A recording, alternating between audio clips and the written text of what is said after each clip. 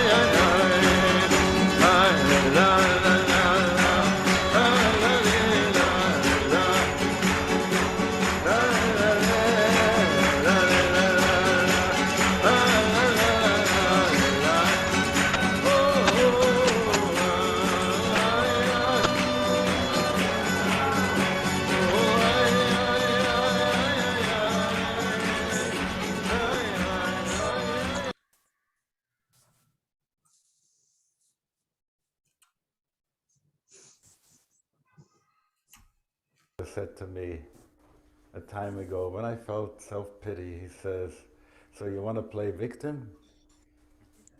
He just held a mirror up to me at that point. And it was so helpful for him to do that to me. Which role do I want to play? The aggrieved one? Which role do I want to play? The generous one? Which role do I want to play? And that fits in the story of my life. So the Baal Shem Tov had a way of telling stories to people. And Reb Menachem Mendel of Vitebsk, that was his name, became, after the Maggid of Mezrich, he was sort of closer to peer than student to the Maggid of Mezrich. And when the Maggid passed on, the people in White Russia chose him to be the successor of the Maggid of Mezrich. He was a great, great person. Great deal of dignity to him. One nice story before I get to the other story. One day he's chiding himself, oh, Mendel, you're the Rebbe, and Baruch over there is your Shames, your Gabbai.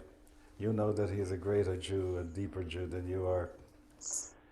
And you order him around and so on. So Baruch was listening while the Rebbe was saying. So the Rebbe tells him, go bring me this or that. He says, go get it yourself. And he says, how dare you say that? And he says, I just heard you say, He says, listen, when I talk to God, I know what I have to say. Now I'm the Rebbe, you go and get me that thing. So that was him. So he decides that he doesn't want to stay and be the leader in the time of the exile. Something is happening. There's a feeling that unless we go back to the Holy Land and do the special inner work there, we won't lift the ceiling to allow Mashiach to come. So we have to go to the Holy Land. So he's on his way to the Holy Land when he takes sick. No, way before. He just takes sick one day. And the Chevra Kadisha looks around and he sees, it's not going to be, this guy isn't going to make it. The life signs aren't good and so on. So they start saying what you say before a person dies. Says, shut up. I don't need your praise right now. I'm not going to die. Says, how do you know? He said, when I was 11 years old, the Baal Shem Tov called me and he told me a story. It was really the story of my life. According to that story, I know that I still have to be in Eretz Yisrael. It's not my time to die. So stop saying Tehillim, and he got better. Okay? Do you see what I'm saying about your story? If you can get a sense of your story in this way, that certain purposes have not been fulfilled. That Who are we supposed to write to Ephraim? Such and such and such a thing is. Jung and other people tell us that one of the greatest pains when we get older is unlived life. The things that we could have done and that we didn't do. So it's just so wonderful when you begin to think about making those acts and stringing those acts together that they become your story again. And ask, what trajectory do you want for the rest of your life? And I hope that you're going to give this some thought. So mark down, homework. Okay. On Rosh Hashanah, you have to hand it in to the Rabbi Shalom. Okay? I once was praying very hard, dear God, inscribe me in the book of life. And I got the answer, don't be a fool, write your own page. So, that's the kind of stuff you have to do. Time out.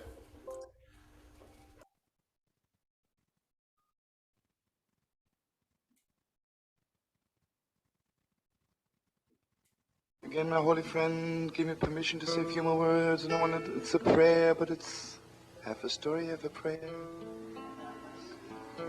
Everybody knows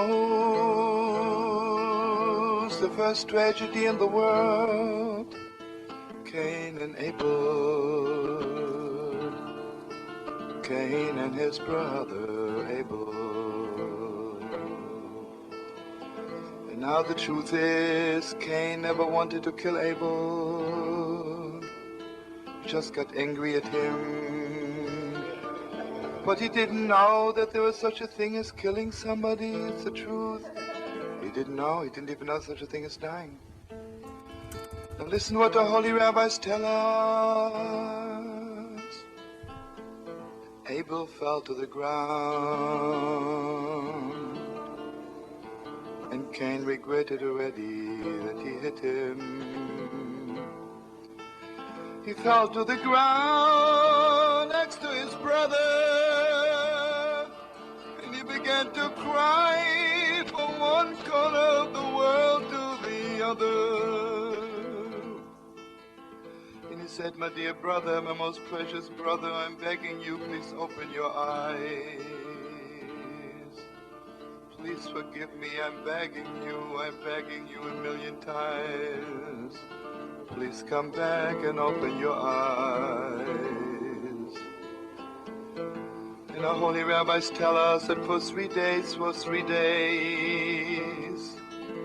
Cain was lying next to Abel, begging him.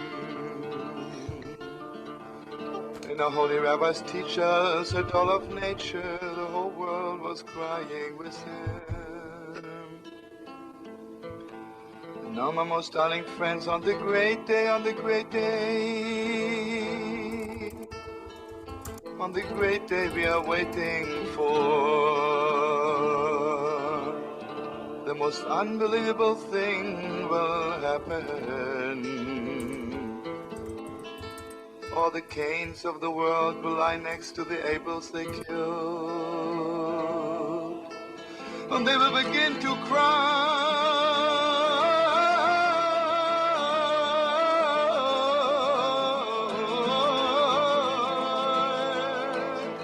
And they will say, my precious brother, forgive me.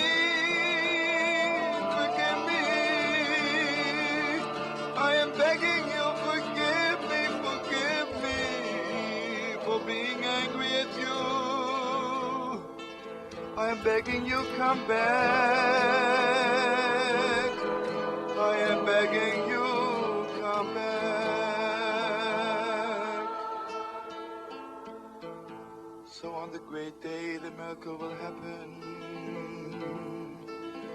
Abel will open his eyes, and he and Cain, what a moment.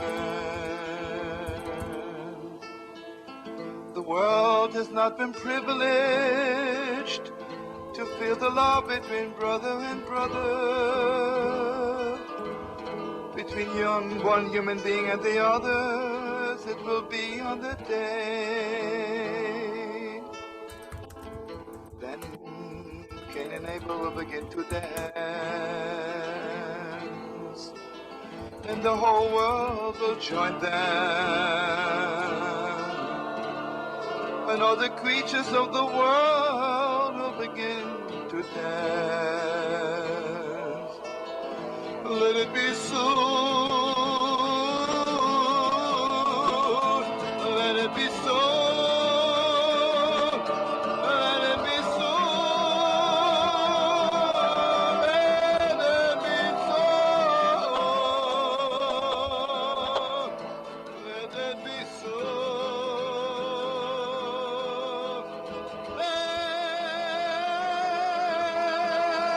Let it be so.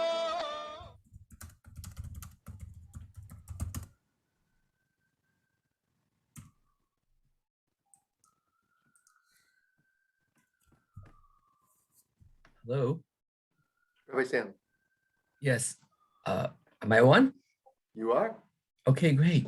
So first of all, welcome to Rabbi Shlomo and Rabbi Zalman, an extraordinary relationship. And this is the second of 2 live streams commemorating Rabbi Shlomo's 27th yahrzeit.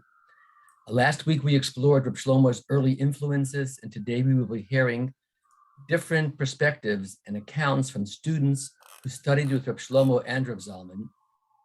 And they will be speaking about how they were impacted by them and about what they learned from them and how their relationship has affected the world, as well as the legacies of Rabbi Shlomo and Rabbi Zalman. We wanted to dedicate lessons that people will be learning today from this program for the Aliyah's Neshama of Rabbi Shlomo ben Rabbi Naftali Bepesa and his close friend, Rabbi Meshulam Zalman Chaya ben Rabbi Shlomo HaKohen and Chaya Gittel, that their neshama should be elevated in the merit of what their disciples are doing today and are doing all the time. As you will hear, Rabbi Shlomo and Rabbi Zalman's friendship went back to their early childhood in the pre-Holocaust Vienna period, and it continued years later in Crown Heights and Lubavitch. This relationship blossomed and really took off in the 60s counterculture, and the New Age world that followed, and beyond. And their unique approach is something that we will, of course, be looking at closely today. And I want to just say that Ohel Shlomo is honored to be able to present this deeper look at these two amazing spiritual masters. Ohel Shlomo is a collective of Reb Shlomo's broad chevra, as this Zoom will represent. And we have produced many Zoom Facebook live streams. You can find them in our past live streams on the Ohel Shlomo Facebook page. I have to say that I cannot thank enough my close friend, Rabbi Yaakov Kelman, for all the hard work he has done for Ohel Shlomo on a daily basis, and for the tremendous work he has done for today's program. I also have to give special recognition to Rabbi Yehuda Katz for organizing most of our live streams. I know it's not an easy task, and Yehuda deserves a special yasher koach for all his hard work. Yehuda is also a brilliant, highly achieved musician, and at the end of this program, you will see beautiful video of Rabbi Yehuda singing a very special Reb Shlomo song. I want to point out that a few of our participants informed us in the last few days that for personal reasons, regretfully, they will not be able to participate in today's program. We still, thank God, have a very large and able panel of participants. The size of our group is truly in the spirit of inclusiveness that both Reb Shlomo and Reb Zalman practice. Each participant will have 4 minutes to make an opening statement. You will hear a broad perspective of commentary about Reb Shlomo and Reb Zalman and their unique relationship from these people. The panelists will then participate in responding to a question and answer period, and they will answer questions. The moderator for our program is Ephraim Crew, who we all owe a tremendous debt of gratitude for all the amazing, hard preparatory work he has done to help produce today's program. Ephraim, this really could not have happened without the amazing work you have done. Thank you so much. And finally, as Reb Shlomo used to always say, don't forget to thank God, because all this is really, we're all in God's image, and we cannot thank God enough for an opportunity to do this kind of deep learning. Ephraim, I turn the mic over to you. Thank you so much, Rabbi Sam. Thank you. So our first speaker is Baal Bracha Barry Barkin, who was blessed to be a close friend of Reb Shlomo and Reb Zalman. May each of their memories continue to be for a healing and a blessing. Barry lives in Berkeley, California, where he's the co-founder of the Aquarian Minyan. Barry, up to you. Shalom, my brothers and sisters. Shalom, shalom. So thank you so much for inviting me to be able to speak, to remember, to participate in this holy event. So, you know, let's imagine it's 100 years from now, and people are telling the story, and they would say, you know, Reb Zalman, Reb Shlomo, both of them, may their memories continue to be a healing and a blessing for all of us. They were a living bridge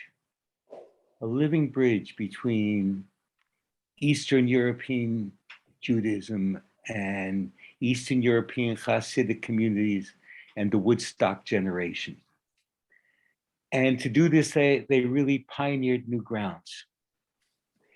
Reb Shlomo had the gift of getting us to high places through his songs, his melodies, his stories.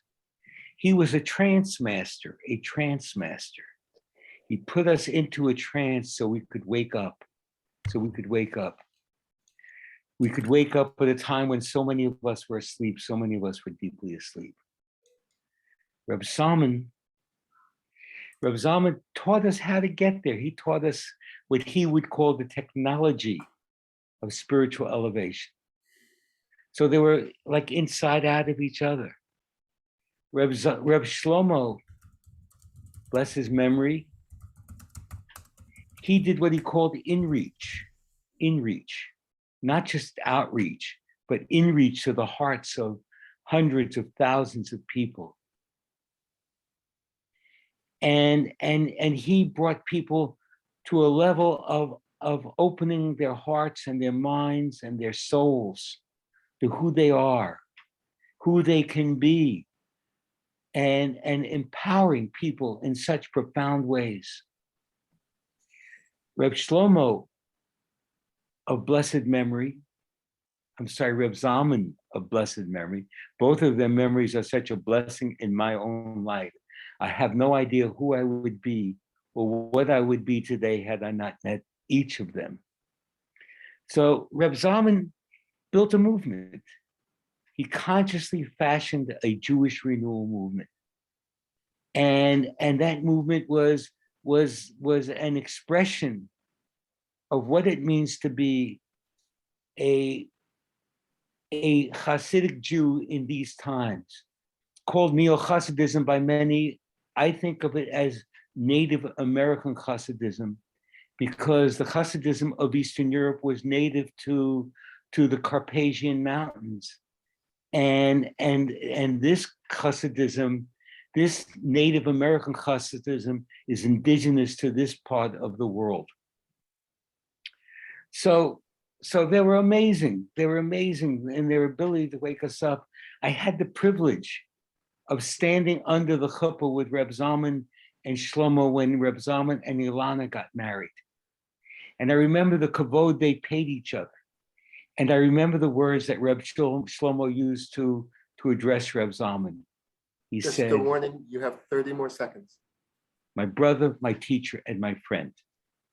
So they broke boundaries. There were boundary courses. They broke boundaries for justice. They were both universalists, respecting the way God manifested in all traditions. And they were both deeply committed. This is what they had in common. So I really want to bless us all in their name. I want to bless us all that we can become extraordinary in our passion, our dedication, and devotion to bringing a new kind of renewal into the world of Judaism right now, when the whole world is broken and aching for a new awakening. And so I want to bless us all to become shluchim of this great new awakening. I love you all so very much. Shukayach, thank you so much. Thank you so much, Rabbi Barry. This is our next speaker is Aryeh Coopersmith. He met Reb Shlomo in 1965 at a concert in San Francisco State College, where he was a student and became part of a group that traveled with Shlomo in California and accompanied him on stage at his concerts.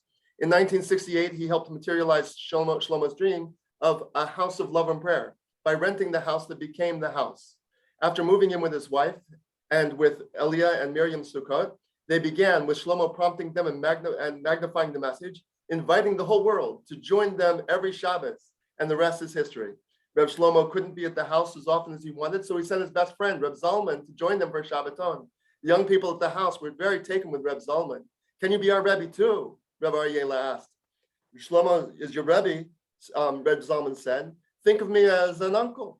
For the next 26 years or so, as Aryeh went through the various phases of his life, Reb Zalman was there for him as an uncle. When Reb Shlomo passed away in 1994, Aryeh was very shaken and reached out to Reb Zalman for guidance. For you and your friends at the house, Reb Zalman said, Reb Shlomo gave so much, and now that he's gone, you need to find a way to pay that forward. How do you do that? The next morning, Aryeh woke up with an idea.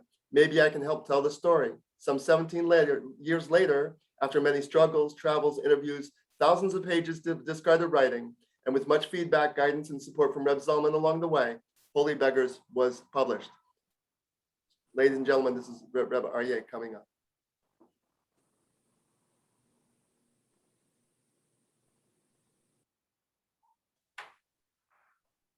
You muted, Aryeh.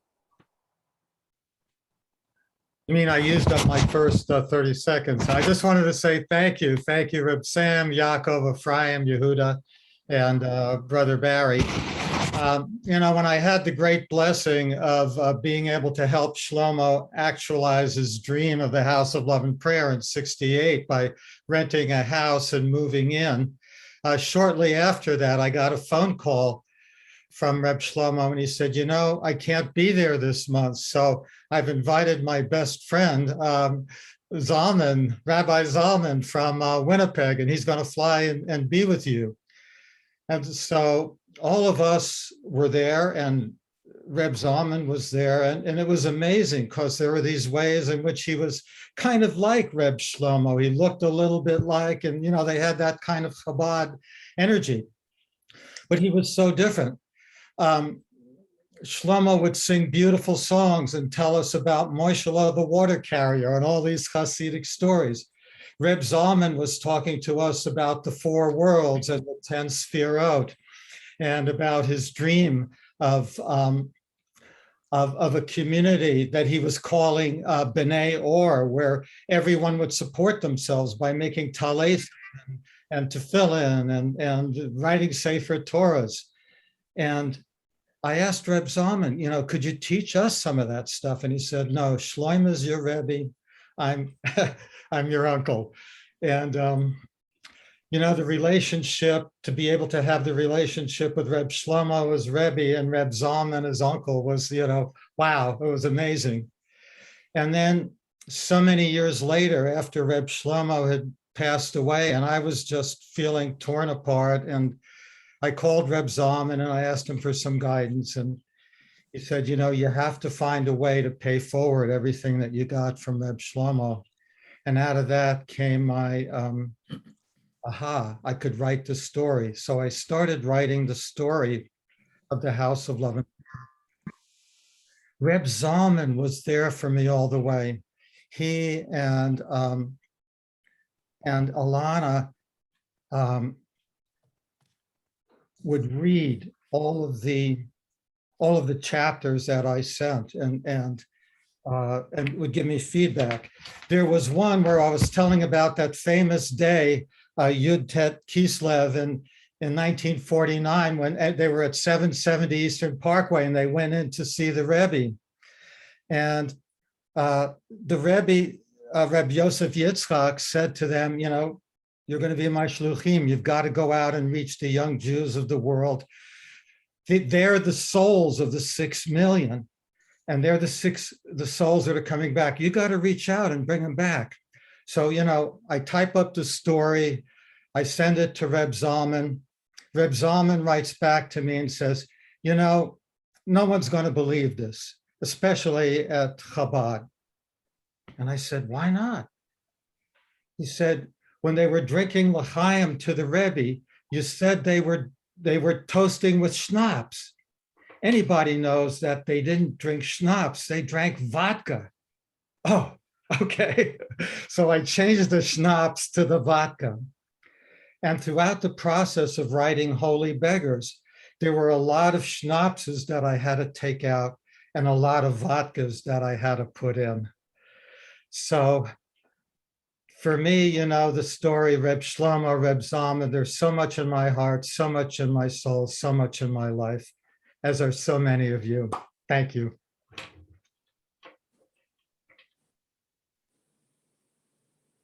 Thank you so much, Rabbi. Thank you so much. Our next speaker is Rabbi Shlomo Baryeh Schachter, Reb Zalman's son.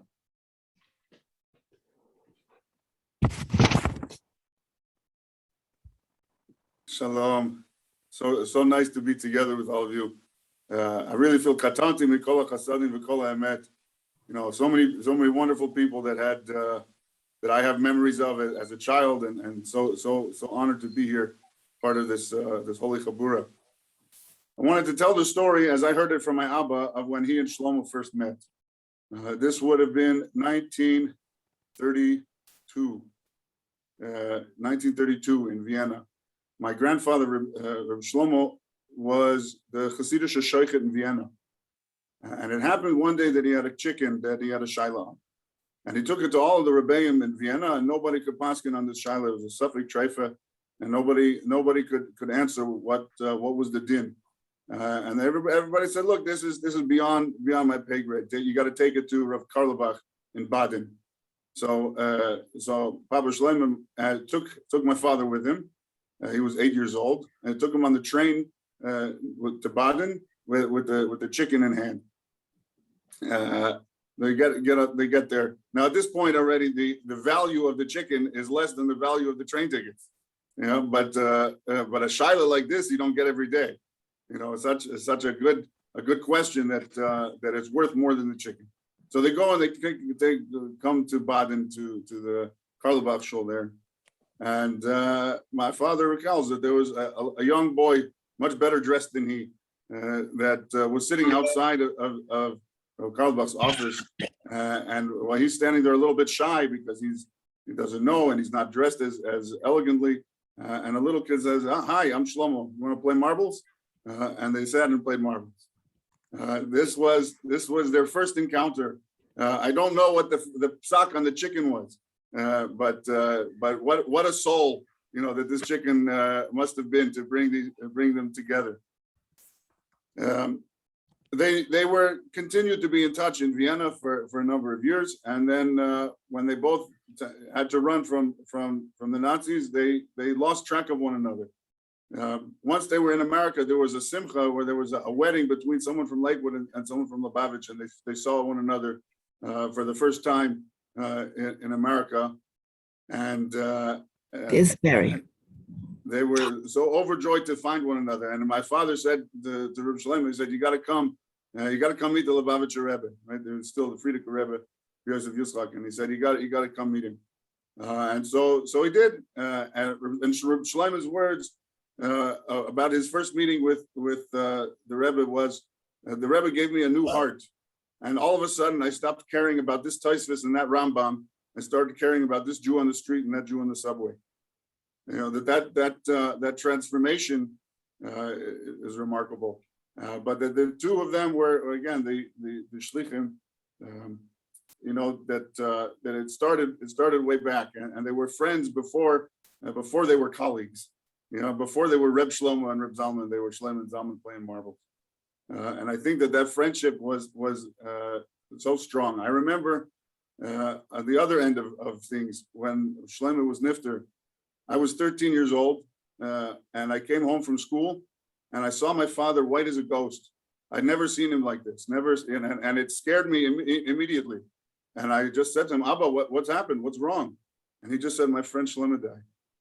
And that was I saw that he was so sad, and he at that point he was so alone that for him, the one person that really got him, that he really felt was a partner in his soul and really understood him, was only Reb Shlomo. And the two of them, had that special friendship from Vienna and from all their learning together and from playing marbles, that their bond was so tight and so strong that all of the adventures that they had, the connection was above and beyond all that.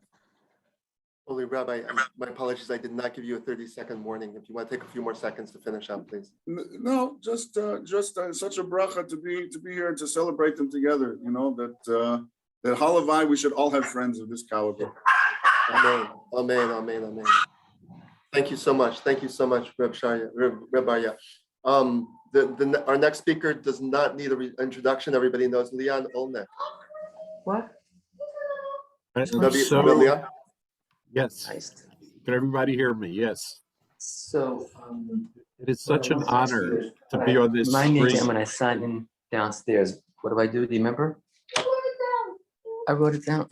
Can you tell me right now? Everyone should mute. I think everyone should mute.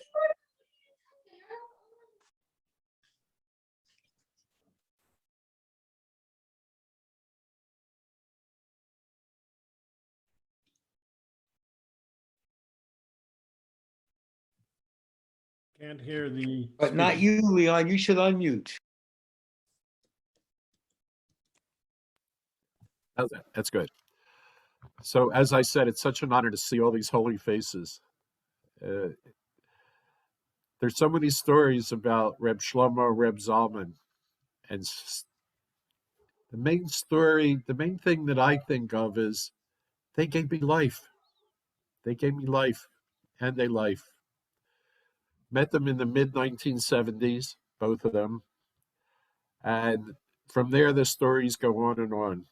But one of the main two stories that they taught me is how to forgive and the power of the blessing. So I want to tell a little story. My daughter was 8 months pregnant, and her husband was not Jewish. He wanted to convert. And we were in Philadelphia, and Reb Zalman said, they wanted to get married after the baby was born, but he said, you should get married now. And he converted. They did a Hatafam Brit and converted Todd. And then he raised a chuppah in his house on Emlyn Street. It was so, so holy. So holy. But I want to segue into the story when Stephen Shlomo Shmuel, my first grandson, who is now 32, was born. And the rabbis in Minnesota we were living at the time said, we cannot recognize that conversion or marriage. So at his Brit, they refused to give him a blessing, which Jackie and I obviously were really upset. A couple of days later, the phone rings and it's Reb Shlomo, and he said, holy brother, holy sister, pick me up at the airport. And I said, Reb Shlomo, do you have a gig? You don't have a gig, do you? He said, no, I'm coming in to bless your grandson. I'm flying in to bless your grandson. It taught me the power of a blessing, because the blessing was so, so deep. And it also taught me the power of forgiveness, because I was able to forgive those rabbis. Why was I able to forgive them? Because of the teachings of both Reb Zalman and Reb Shlomo.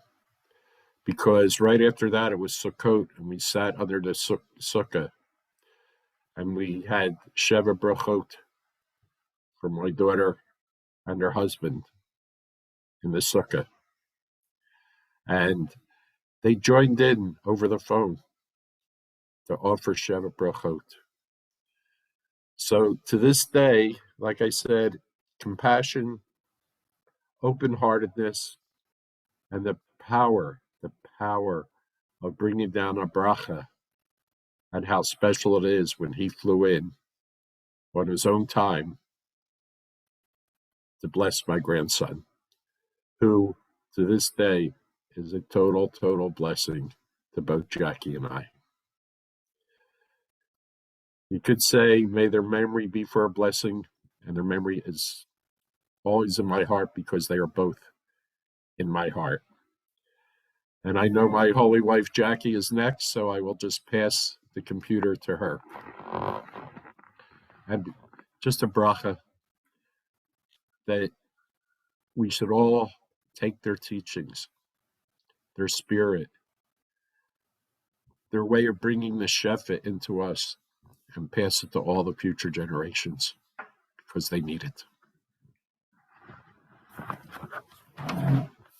Oh, shalom, everyone. I want to send a special blessing and much love to Reb Shlomo Baria, who for a while was one of our kids.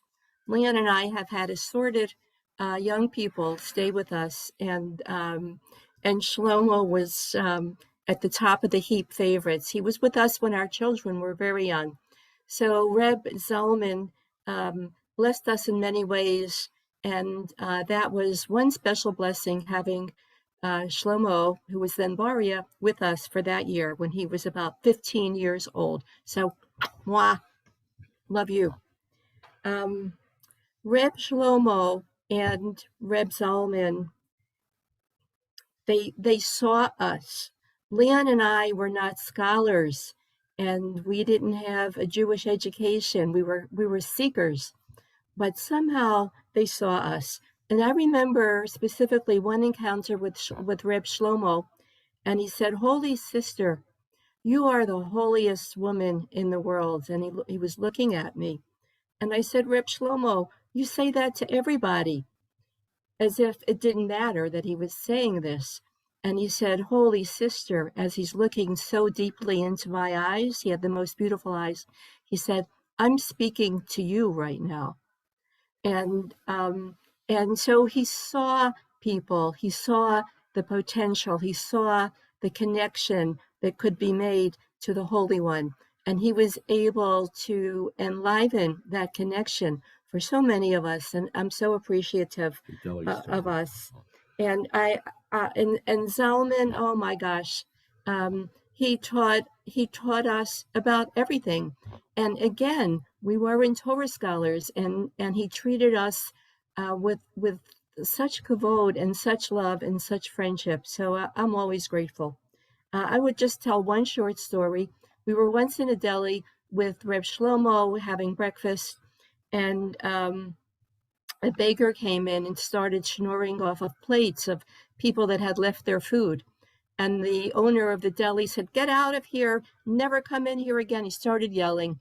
As Shlomo jumped up and he said, "Holy beggar," and he chased him down the street. He's hollering, "Holy beggar, holy beggar."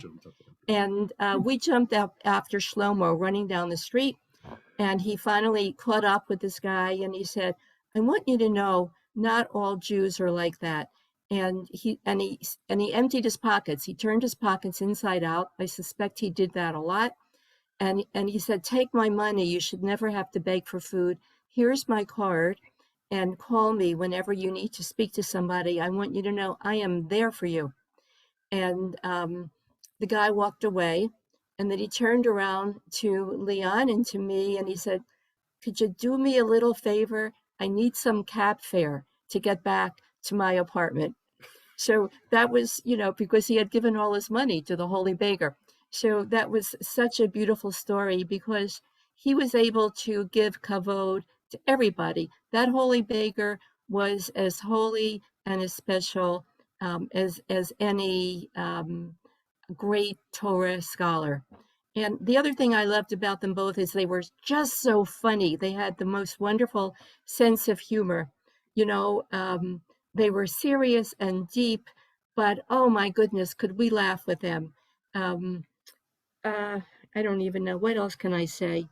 I don't know. Do I have time for one more story? You have another 30 seconds. Another 30 seconds.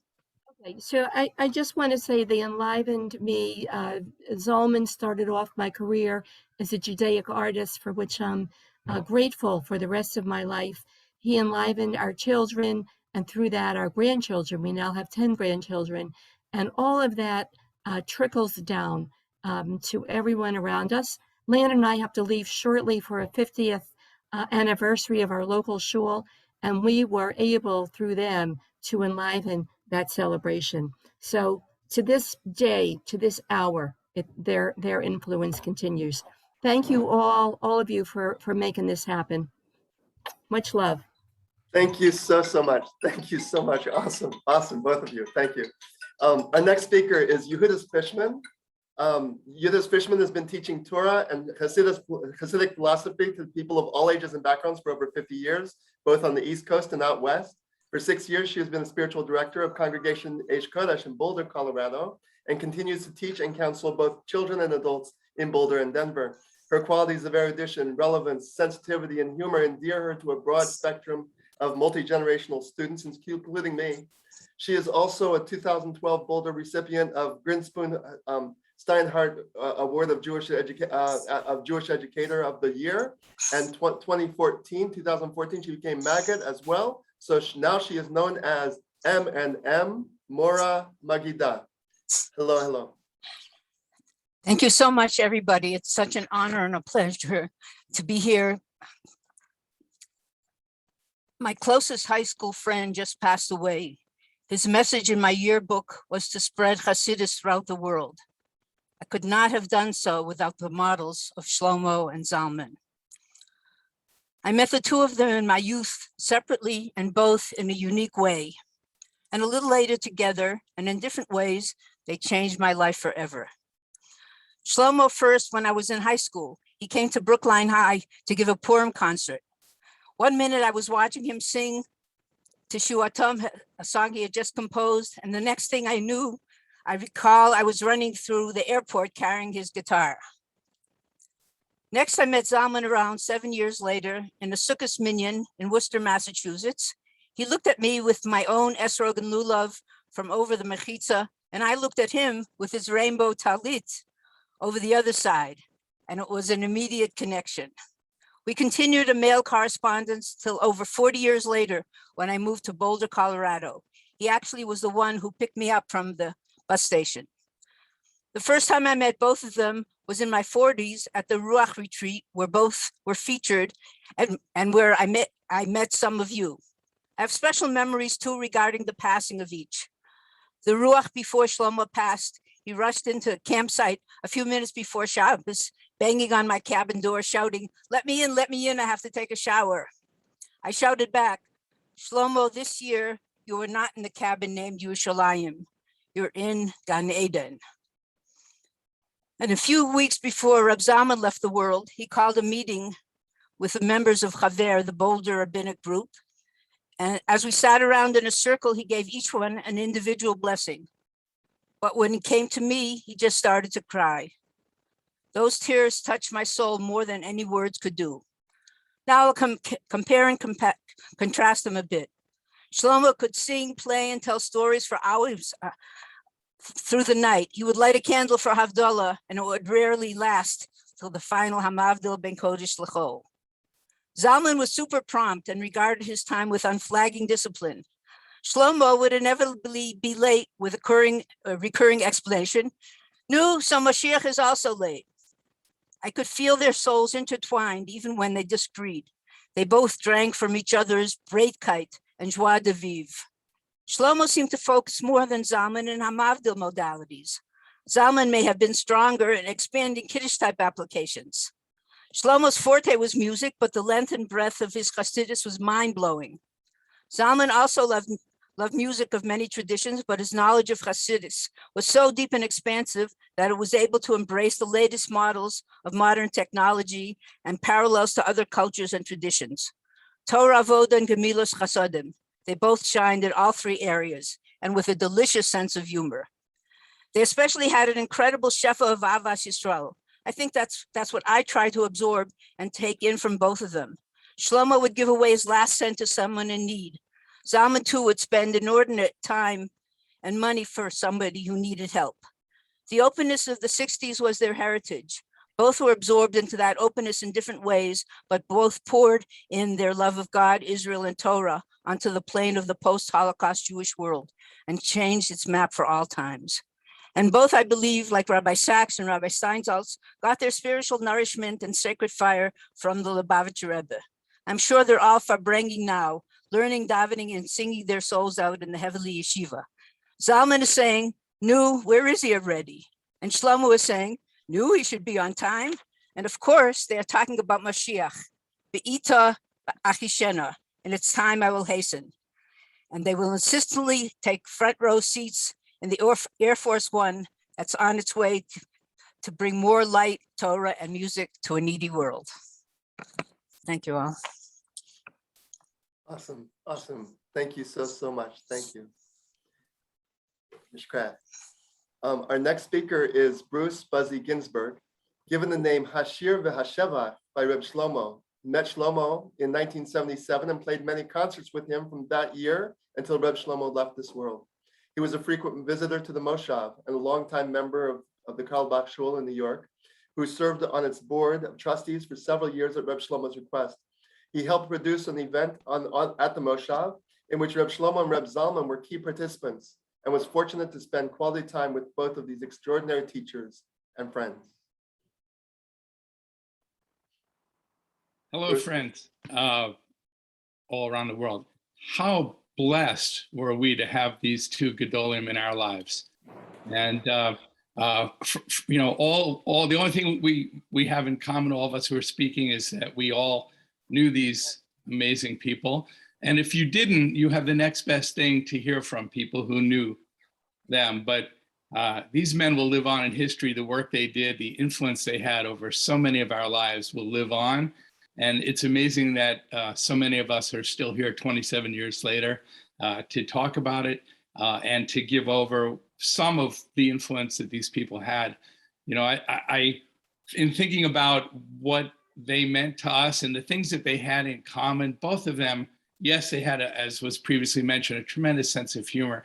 They both had old world charm and charisma that you just don't see anymore, you know? When I met Reb Shlomo, I was 16 years old, and then again at age 22, and I met Reb Zalman shortly thereafter. And I was lucky enough to produce an event on Moshav Modin in the summer of 1979 that we grandiosely called the Festival of Peace. We brought in those two Rebbes. We brought in a yogi, a Swami, a Zen monk. We gathered people, and then we put it out to the world. And so 150 people showed up at Moshav. And it was led by these two gentlemen. I think there might be photographs that could be shown now by Ephraim, if you can manage the IT here. But I'll keep talking anyway. When Reb Zalman and Reb Shlomo came to the Moshav, it was my job to host them and make sure that they got where they needed to be on time, which is, you know, maybe it took 10 people to do that, but it was just me doing it. And of course, neither of them were where they needed to be on our schedule, but they were exactly where they needed to be on the schedule of the greater scheme of things. And I was so impressed by how charming they were and how each person that came before them was so important, became the most important person in the world to them. They were open to everyone. You know, they treated me like some kind of equal, even though I was just a young hippie. You know, I was 23 years old. I didn't know anything. They didn't mind. They didn't care. They loved me, and they loved everybody I put in front of them. I brought Palestinian friends from Yerushalayim. They treated them like long lost brethren. They were so warm and welcoming and open to them, something I would love to see more of in our community today. The other thing is that they were so comfortable with who they were. And for those of us who were young and trying to figure out who we were, that was just so appealing.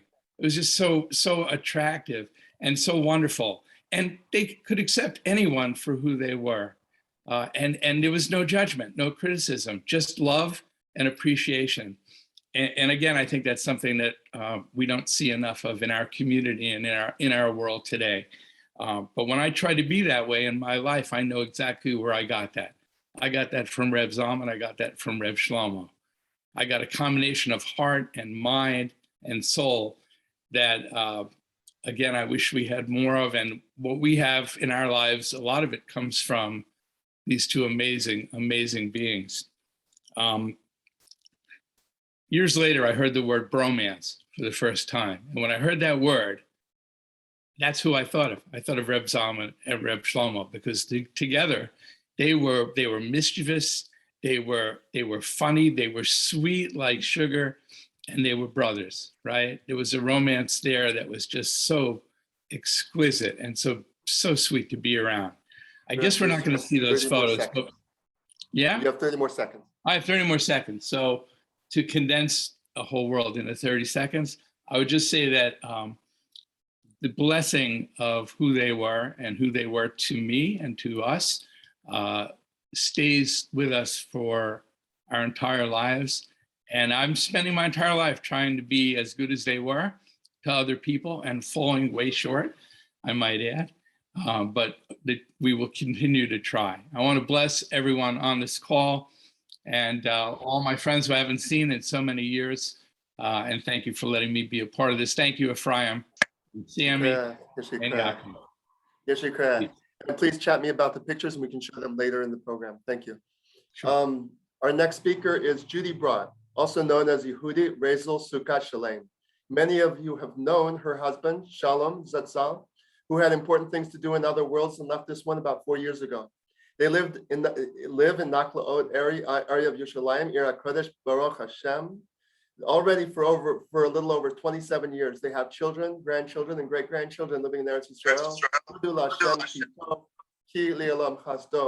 Judy says she had the greatest chus of meeting Reb Zalman and Reb Shlomo about 44 Rosh Hashanahs and Sukkos ago. The rest is a story of an enriched life. Baruch Hashem, Baruch Hashem. Hi, everybody. Mama Shalom Aleichem from Yerushalayim, Ir HaKodesh. And I have to say that both Zalman and Shlomo were major cogs in us being in Yerushalayim. The love that they instilled on us, into us, for Eretz Israel, for Yerushalayim, was incredible. It's one of those things that I remember most, that love exuding from both of them, when they mentioned Yerushalayim or Eretz Israel.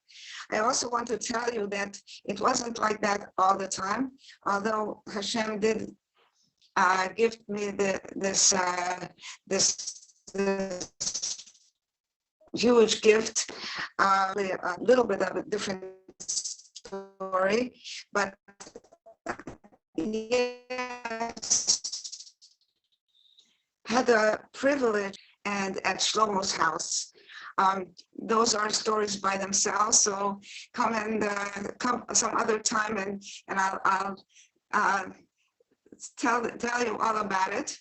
But really, what I learned at each of these magnificent beings' houses, first of all, how to run a yeshiva or Shabbos is for 150 people because Shlomo invited the whole world, and at Zalman's house, how to be as innovative as possible with Yiddishkeit. So all this, Baruch Hashem, we were able to adapt and adopt into our lives. Actually, I just want to tell you that Zalman was my biggest cheerleader for marrying my husband Shalom. Both Zalman and Shlomo and Mayor Fund were the ones who are, or all three, were the ones who are officiating at our wedding. Each Sheva Brachas had all of them there, and the last Sheva Brachas was like another wedding. People thought that they were at our wedding. So all these I'm telling you about because this is the kind of life that they were able to give us over so we could give from. And Baruch Hashem, we've been doing that for as many years as we were able to draw from the sources from Zalman and Shlomo. I just want to tell you that really when the Kadosh Baruch Hu gave me the privilege of meeting both of them, I was one of those people whom Hashem had guided me from the Shoah, and I thought that Yiddishkeit was not the kind of anything that should be in my life until I met both Zalman and Shlomo, and they mamash turned everything around. Baruch Hashem.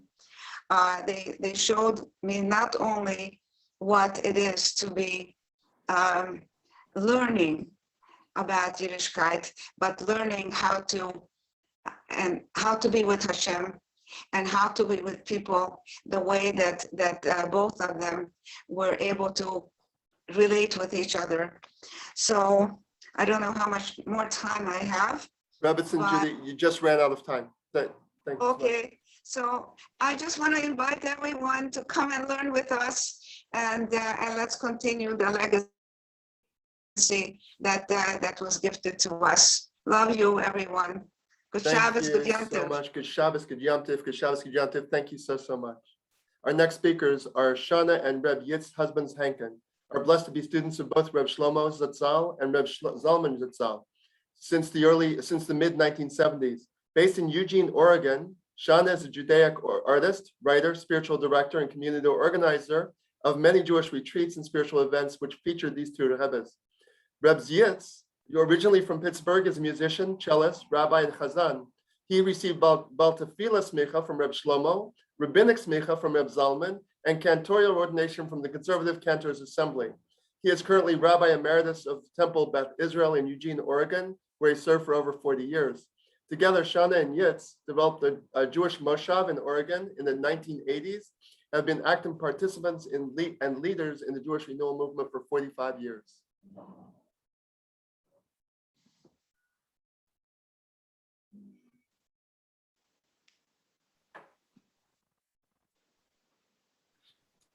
Hello, dear friends. It's great to be with everyone today. It's an honor and a privilege to be here and to see all the holy faces. We're part of a soul family, a river of souls, bound by a thread of Jewish spiritual yearning. We resonated with Reb Shlomo's eternal message of hope and Reb Zalman's universal piecing the fabric of oneness together. Two soul brothers destined to share their life's journey, cut from the same fabric. Reb Zalman was a bit like Mothel the tailor, more grounded in place and family, busy cutting, turning, fitting, and stitching the pieces of spirit to reflect the great universal puzzle of togetherness. Reb Shlomo was more like Perchik, the itinerant folk teacher and Maggid, traveling from shtetl to town to larger city, sharing his wisdom and drawing from the inspirations of each place, singing, storytelling, and bringing a compassionate truth-telling to our hearts. Reb Shlomo reflected unconditional love and generosity. Reb Zalman reflected interconnectivity of species and planetary oneness and transformation of consciousness.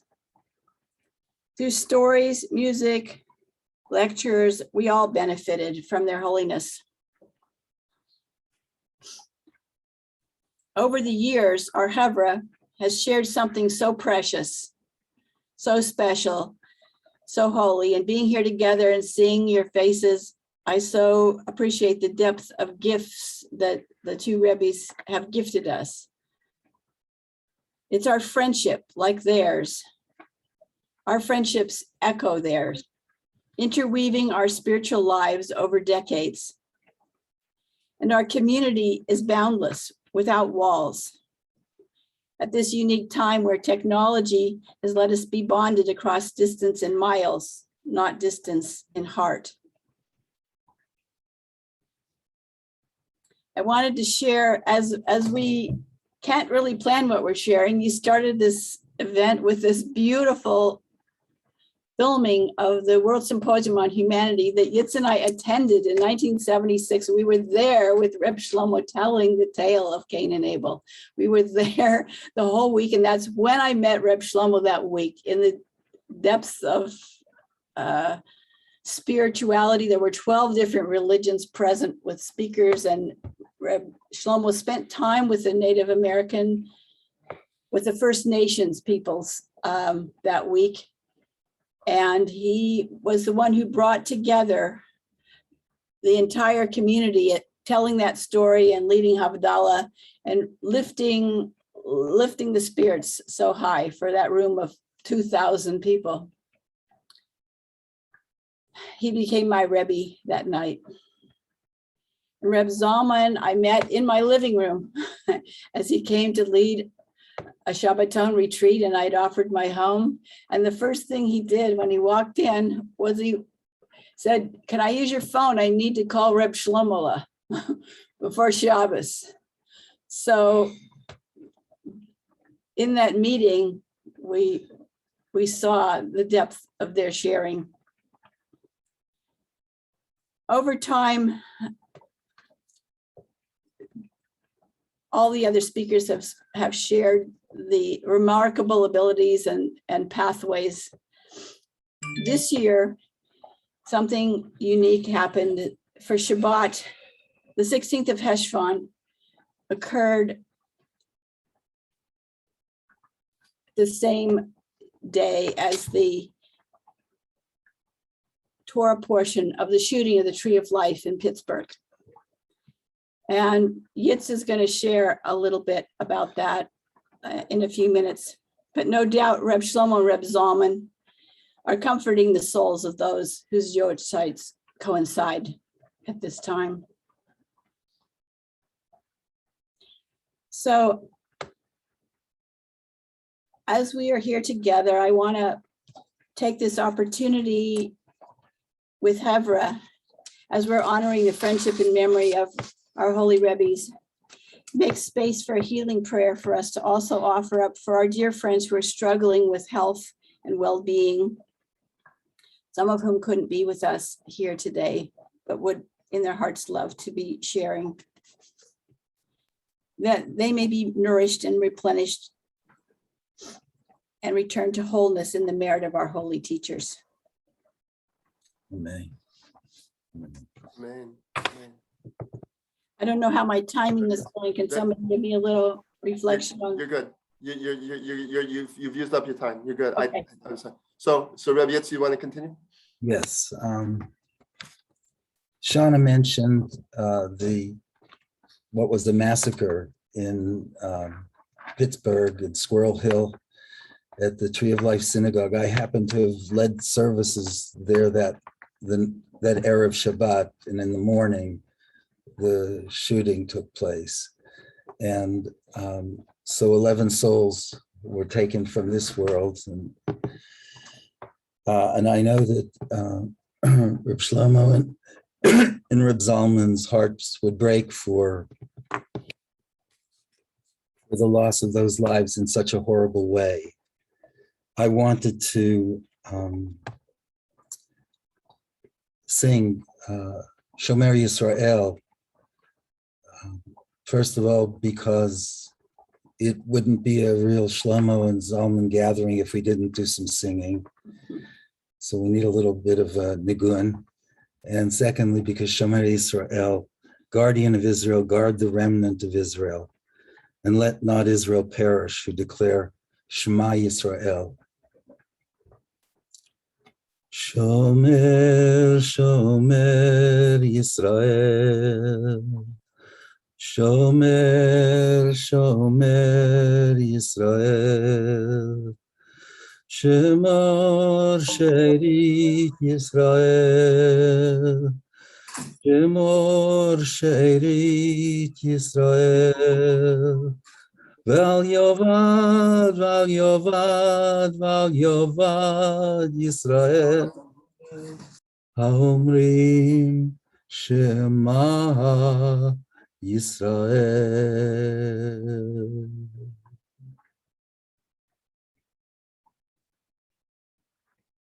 The melodies that Reb Shlomo brought in, he was such a genius. Reb Zalman once told me, and probably told all of you as well, it's such an honor and a pleasure to be present with you all, to see your loving faces, to know stories about you. And we never met, even some of us, but I know some of you through my friend Rabbi Aryeh Hirschfield, alav shalom, who was so close with some of you as well.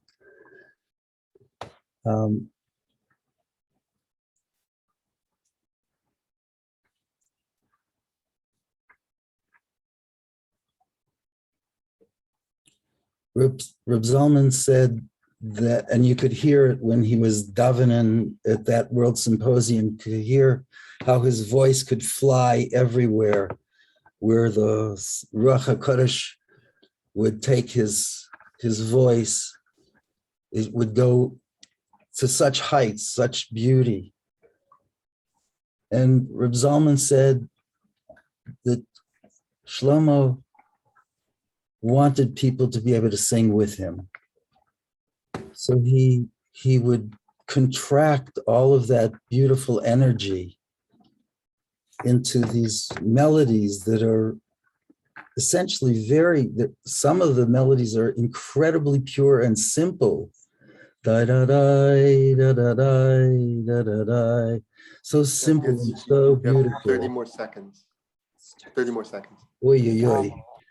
Okay, I need to sing a few. words from Bati Lagani that Reb Zalman wrote. Hine ze omed achar kotleinu, mashkiach min hachalonot, metzitz min hacharakim, Bati Lagani, achoti chala, Ariti mori im besami, Bati Lagani, achoti chala, Ariti mori im besami. And it goes on beautifully. But Reb Zalman wrote that in memory of his Rebbe, Yosef Yitzchak of Lubavitch, and so it's fitting to share that as we remember our Rebbes. Shukaya, thank you so much. Thank you. Our next speaker is Rabbi Sam Intrader, was Reb Shlomo's assistant for many years, and after Reb Shlomo's passing, he served. Was Reb Shlomo's assistant for many years, and after Reb Shlomo's passing, he served. Reb Yaakov, please turn off your speaker. We're getting feedback. I'm sorry, Reb Shlomo was assistant for many years. After Reb Shlomo's passing, he was served as the rabbi of the Carlebach Shul for several years. He currently heads the Kavanah Life, a Miami Beach-based organization that runs programs to raise spiritual consciousness in prayer and ritual, and more recently has run several large singles retreats throughout the United States. He and Yaakov Kelman are the gentle driving force behind Ohel Shlomo, Global Carlebach Collective, the creators and producers of this program. Thank you so much, Reb Sam and Reb Yaakov. Thank you so much.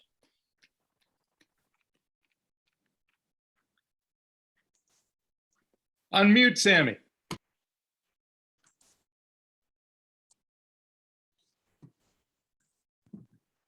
Okay, if I wouldn't make a mistake, it wouldn't be right. So, okay, first of all, it's really such a special privilege to hear everybody, Yitz and Shani and the Olniks and all the other chevra, and I can't wait to hear more because there's really a outpouring of soul here as we're meeting Reb Shlomo and Reb Zalman through the eyes of so many who were so close to them. I really want to speak a little bit differently. I want to speak about what it was that kept them together so deeply and the importance of that for us today. And of course it was their old world Hasidic shtetl message, love, that they so desperately wanted to bring to the alienated young modern world of their time, and to show them, people who were searching for the deeper meaning of life, and to show them how, yes, that old world Hasidus can speak to them in the most contemporary way. And, you know, they had a lot of commonality, but as has been pointed out, they had a lot of differences. I'm not interested in quantifying whether they had more commonality or more differences. Their commonality was strong enough and was so powerful that it bound them together in such deep, powerful ways. Their learning of Hasidus and sharing it, interpreting it to others, experiencing it, that was their life mission, and they were soul brothers in that. And their differences were there, but that didn't stop their commonality from reigning supreme in their relationship. And their differences weren't minor. And I think that there's something for us to hear in that. You know, Reb Zalman, one time, I used to travel to Boulder, Colorado a lot to do Shabbatons and Eish Kodesh, a Reb Shlomo community. And Reb Zalman lived in Boulder. Half the reason I really went was to be with Reb Zalman. And for me, the closest to being with Reb Shlomo was being with Reb Zalman. And one time he said to me, Sammy, do me a favor. Bring me 10 of Shlomo's chevra, and we'll take 10 of my chevra, and we'll learn together. I think it'll be great for both groups. And you know, I just wasn't able to, between expensiveness and so forth, it was pre-internet, definitely pre-Zoom, we couldn't pull it off. But I want to say today's program, in large measure, is a response to that request of Reb Zalman. And you know, Reb Shlomo also had a deep love for all the Reb Zalman Chevra. Of course, so many crossed over as we're seeing today. But I want to for a second just show you how deep for Reb Shlomo it was to connect to Reb Zalman. I know it was the other way too. If a year or 2 or 3 hardly ever happened, would go by, that the two had not met in person, Reb Shlomo would say, I have to take a day off. I have to go to Philadelphia. And we would mamish sit and learn and be with Reb Zalman for a whole day. I've never seen him do that with anybody else, maybe family members. That's how important it was. So I'm really talking to all of us right now that this is a beautiful program we're doing right now, but I'm hoping it's a seed for us to interact more, to learn more, to connect more, because our masters, our forefathers, so to speak, definitely wanted that. And I'm also addressing the, you know, if I may say so, the neo-Hasidic movement that Reb Shlomo and Reb Zalman were the true pioneers of, definitely post-Holocaust, so to speak. You know, there's 2 neo-Hasidus. There's a neo-Hasidus that spells Hasidus C-H, which is primarily Orthodox. And there's a neo-Hasidic that spells Hasidus H-A-S, which is cross-denominational. And I think the differences and commonalities there are not in any way different than what Reb Shlomo and Reb Zalman had. And I think there's a need for that connectiveness. And I want to compliment, there's an Ask the Neo-Hasidic based medrash that has over 1,200 people that are engaging each other beautifully. It can be done. And, you know, the Neo-Hasidus, to sort of look at the words deeply, if I may say so, there was a other movement that also was a hyphenated movement. And somebody asked one of the leaders of that movement, which of the 2 words defines your movement most? And he says that little hyphen defines it most. And I think that pintala, that little dot, that seed, that spark of wanting to refresh and renew the Baal Shem Tov, wanting to refresh and renew his disciples, wanting to even refresh and renew Reb Shlomo and Reb Zalman. That's what binds us together, the love for Hasidus, the need to bring it into the world right now. And I think that, I don't know, I hope I'm wrong, but I don't know, both among leaders in the so-called, they're all doing great work. I learned so much from them. But I don't know when was the last time that an activist or a leader or active participant in the 2 neo-Hasidus said, it's been a year, 2 or 3, and I haven't spoken to somebody in the other neo-Hasidic, and I hadn't learned with him.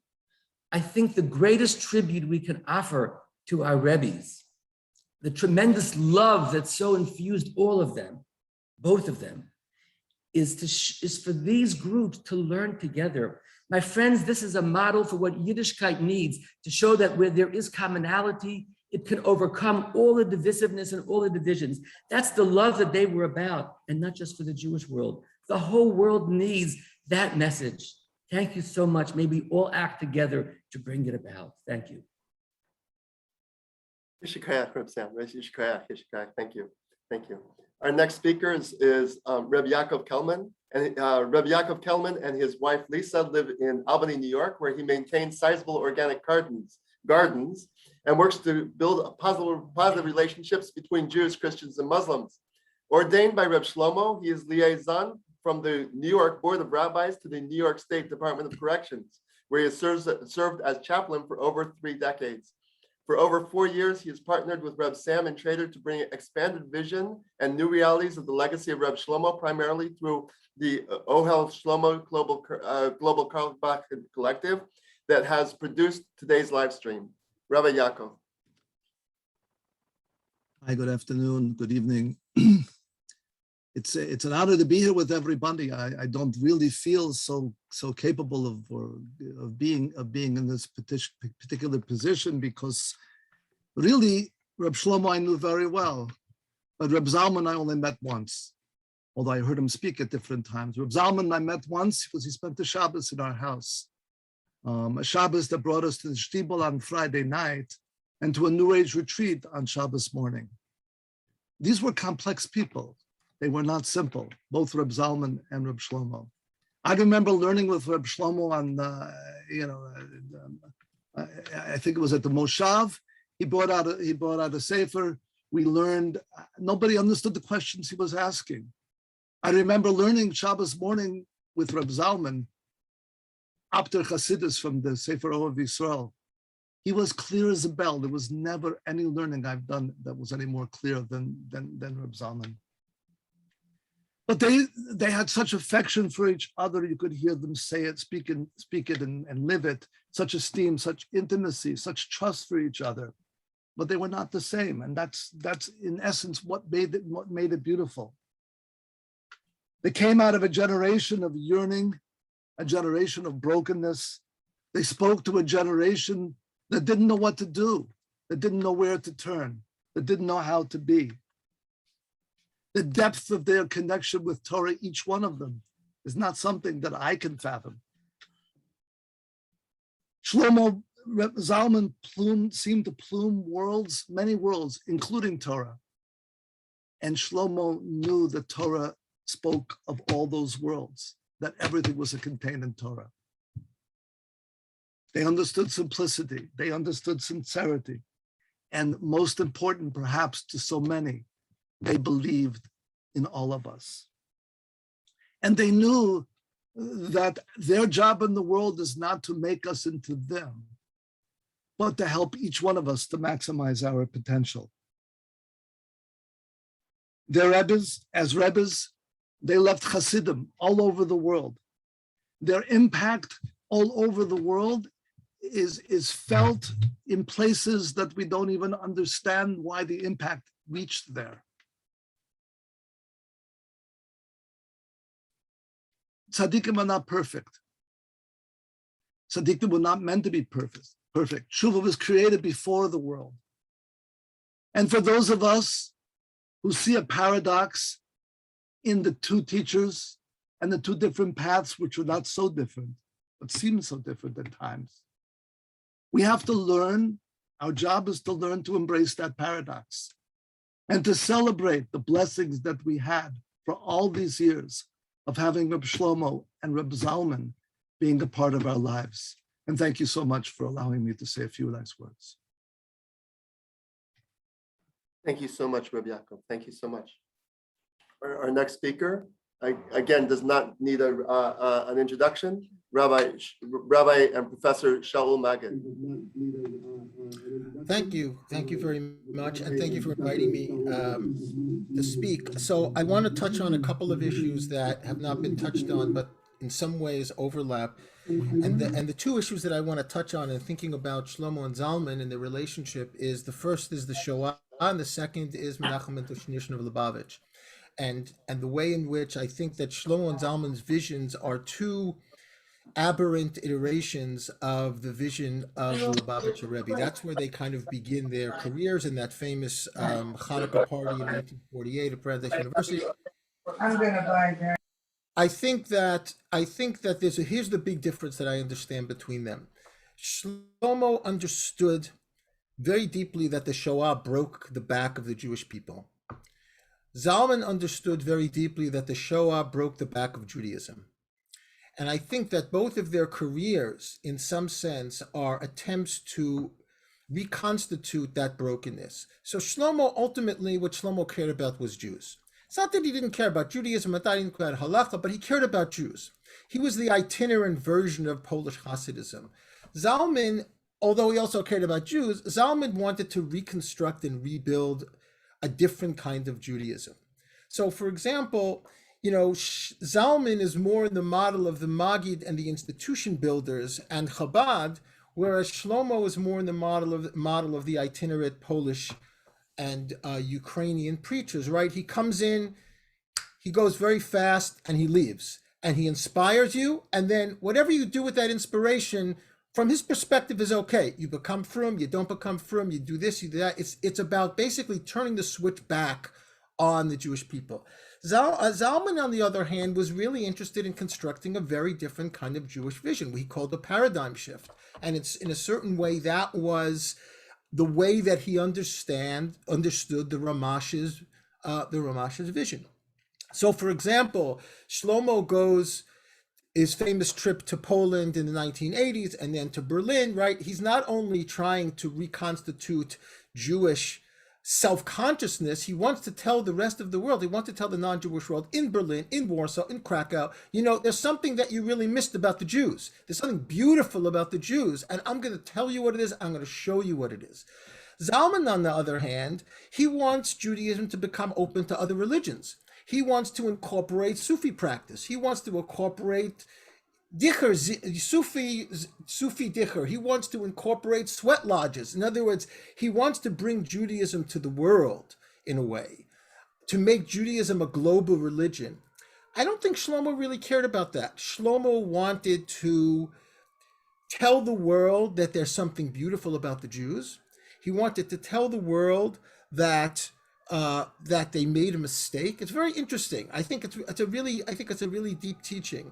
And he wanted to tell the Jews, both in America and in Eretz Israel and all over the world, that there is a way to live a positive Judaism beyond the Shoah. There's a way, in a funny way, right? I mean, because the Shoah weighs so heavy on Shlomo, right? On a funny way, he was trying to get beyond it. He's saying there's something positive, right? Don't make your Judaism all about anti-Semitism. There's a beautiful treasure house of wisdom that you can use and you can utilize in order to reconstruct Judaism. So in a certain way, I think that Shlomo and Zalman became two very different manifestations of the Ramash's vision. And I do think, although they both loved Eretz Israel and had relationships with Eretz Israel and with Israel, I think they were both very much diasporic projects. They were projects for rebuilding Judaism in the world. And of course, the land of Israel is part of the world after the Shoah. And in a certain sense, you know, it's Shlomo's undisciplined nature. It's Shlomo's deep emotive qualities that, you know, sometimes turned against him. And it's Zalman's deep sense of institution building. You know, in a way I say, and I want to end with this, you know, I don't really think that Shlomo cared that much about halacha. Now, he was a halachic Jew, but it didn't matter so much. Whereas for Zalman, he cared deeply about ritual and practice and halacha, which is why he thought that he needed to change it. So I think there's a way of looking at it in terms of these itinerant institution building models of Hasidism and the way that Zalman and Shlomo took the Ramash's vision after the Shoah and tried to rebuild the world. Thank you.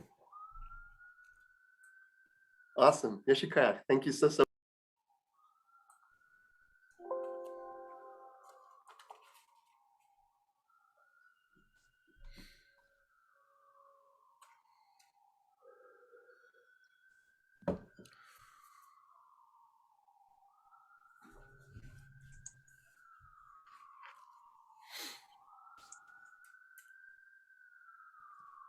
Ephraim, you're muted. Ephraim, you're muted. I'm so sorry. Let me read that again. Rabbi Dr. Natan Ofer Offenbacher is the author of the first academic biography about Reb Shlomo. He received his smicha from the chief rabbinate of Israel and PhD from the Hebrew University of Yerushalayim. I don't know why it didn't work. I could hear me. Okay, thank you so much. Ephraim, you were supposed to give me screen sharing. Can you give me screen sharing? Ephraim, do you hear me? Yes, I do. You were supposed to give me screen sharing options here. Reb Yaakov, can you give him screen sharing options? If not, go on to the next speaker until you figure it out. Okay, let's move on. We're going to go to the next speaker and we'll come right back to you. Okay. Or I think Reuven and Yehudit were supposed to have spoken. The next speaker is Reuven and Yehudit Goldfarb.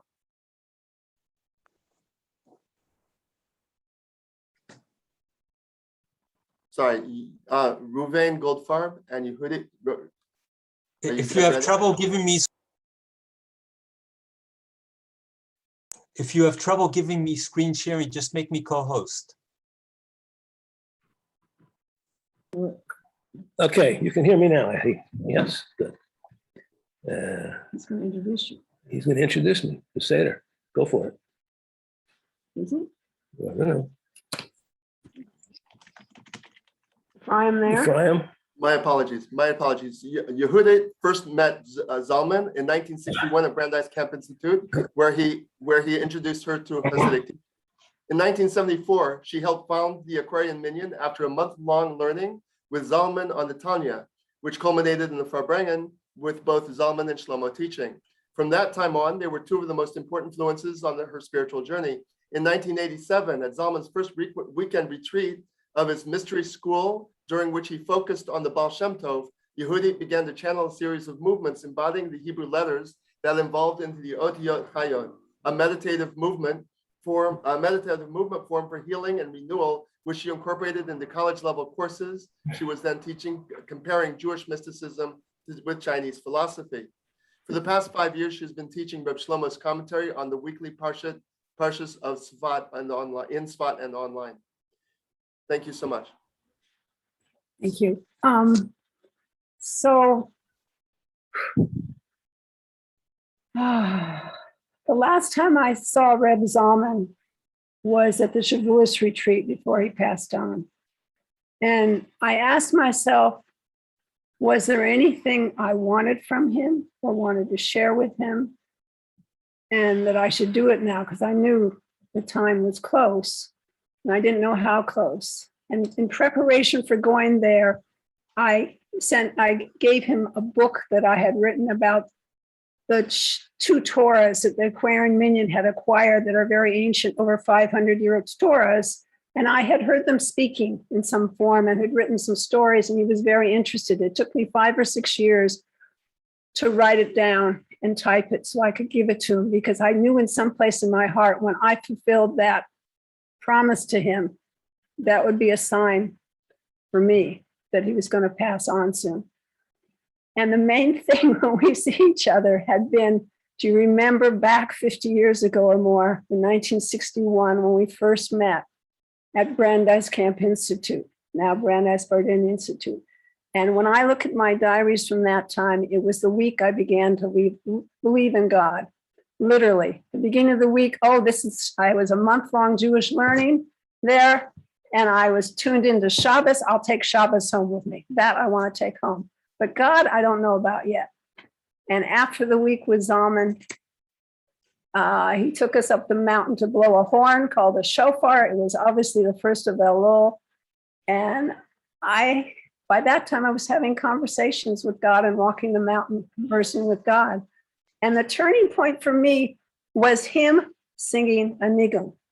He taught us a Hasidic wedding, and it was the nigun, the soul song. And I said, yes, I have soul songs without words, but they're soul songs, and it's part of my tradition.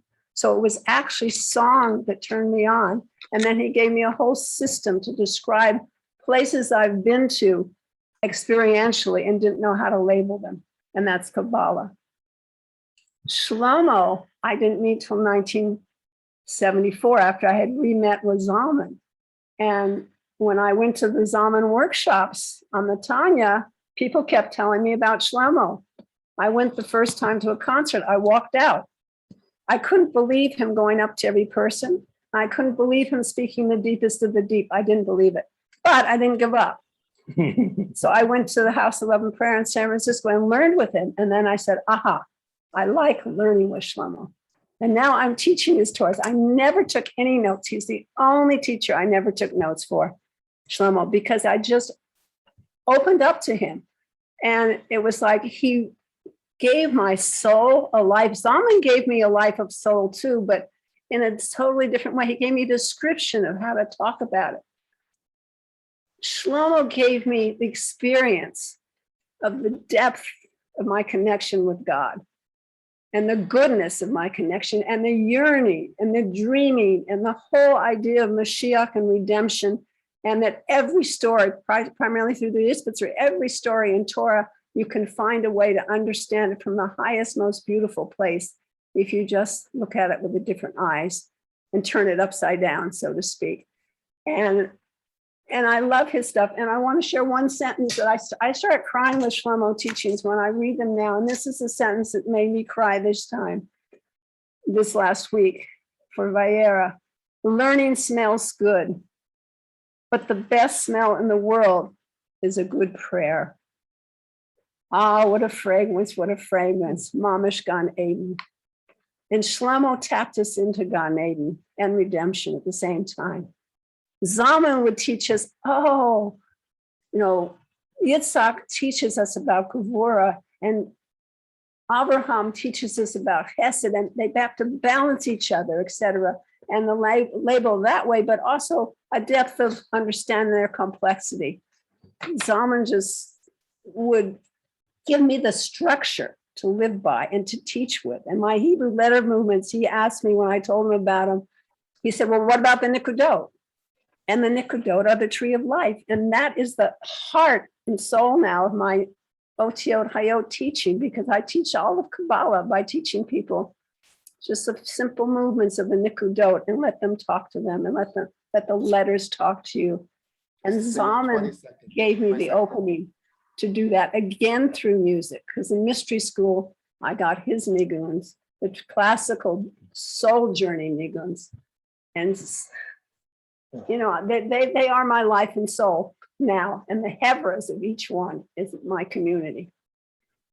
So thank you, and I pray that you should all have a community, and all your children should have a community that gives you partners that you can travel this journey with in the world. Amen, amen. Thank you so much. Reuven, were you going to speak? Yes. Yeah, Yes. I'll say a few words. Thank you very much. I just want to mention this past Shabbat, there used to be a House 11 prayer in Tzfat that was led by Rabbi Drury and his wife Mirla. Mirla grew up on Shlomo's lap, and she introduced Yaakov to Shlomo, and Shlomo approved. And they got married, and they have like 7 kids. Yeah, mostly grown up now. And we also have up the street from us what's now called the Artist Quarter Minyan, which is basically an English-speaking Chabad, Beit Knesset. And they invited the representatives of the House 11 Prayer, who have recently moved away and live in Nahariya now, to come back to Tzfat and join them for a big Shabbaton in honor of Reb Shlomo. So this is interesting to me, how Chabad is welcoming Shlomo back in the form of the communities that are constituted today in Tzfat. I thought you'd be interested in knowing that. And I was asked to say a few words, so I tried to recapitulate the atmosphere of the late 60s and early 70s for the people who weren't alive then, but sort of feel they missed out on something. And I give them an idea of the difficulties we all faced as a country in the US and elsewhere as well, and how our teachers came to reconnect us to the spirit and to help us survive and flourish in the new age. Back in 94, we had the second Farbrengen. The first Farbrengen was in 74. And at that Farbrengen, Zalman taught us the niggin that Yitz sung a little while ago. And in 94, Zalman taught it again, sung it again for us. I have it on tape. And at some point in this gathering, which was for both Rebbes, I asked them, and this was before Zalman could get away, because he had a whole speech about needing to go to bed earlier than Shlomo. I said, before you take off, would you talk a little bit about the differences that exist between you and how you managed to bridge that, how your philosophies vary? Zalman says, good. Could you hear the question? You know, people used to say, I'm more of a Shlomo chassid than a Zalman chassid, or the other way around, you know? So what's the difference? And then he slips into Manish Tanah. Manish Tanah. What's the difference between Shlomo and Zalman? And then he goes on. I used to say it like this. I'm the most Piscean Aquarian, and he's the most Aquarian Piscean. And this is how we make our link together. I think the wonderful thing about Reb Shlomo is the way in which he is permeable toward the right. They don't have access to come to me. Someone says, why not? Zalman says, because that's the situation. That's the situation. It's not as if I'm stopping them. The difference is that Shlomo manages to keep people from a point of view prior to the paradigm shift connected to his vision. And that's a wonderful, wonderful thing that they find a common language and a common experience with Reb Shlomo, and he midwives them to experiences that otherwise they wouldn't have and which they can share with you. Then he goes back in time to when they came together to Brandeis University, to the cafeteria during Hanukkah. Way back then at Brandeis, it was sort of clear, you know. He was in the corner telling the mises and teaching about Hanukkah, and I was talking about the Upanishads, you know, and evolution to some guys on the other side. If you want to know, that's a difference, that's a difference. Reb Shlomo, how would you characterize it? So Shlomo answers, someone came to the Kotzker Rebbe. He says, I can't stand my neighbor. His ideas I disagree with. When I say yes, he says no. I say no, he says yes. So the Kotzker Rebbe says, would you like him to look exactly like you? No. So you see, if you think that we are less good friends because we're not the same, thank God we're not the same, because God doesn't need two Shloimos and he doesn't need two Zalmans, right? He needs one Zalman, he needs one Shlomo, but let me tell you the difference. And Zalman, correct me if I'm right. We were in exile 2,000 years, right? Do you think only our feet are in exile? Everything is in exile. We lost so much on the way. We lost so much on the way. I want you to know something. God is opening gates today for the world. There are a lot of things you can fill in from somewhere else, from another gas station.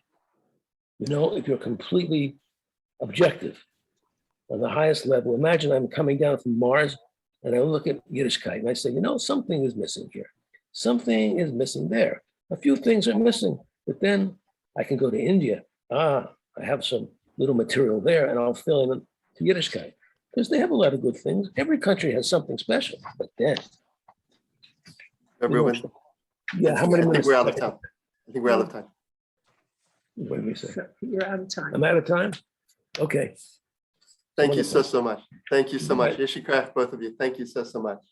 We're going to backtrack for just a second to Rabbi Dr. Natan Offenbacher. He's the author of the first academic biography about Reb Shlomo.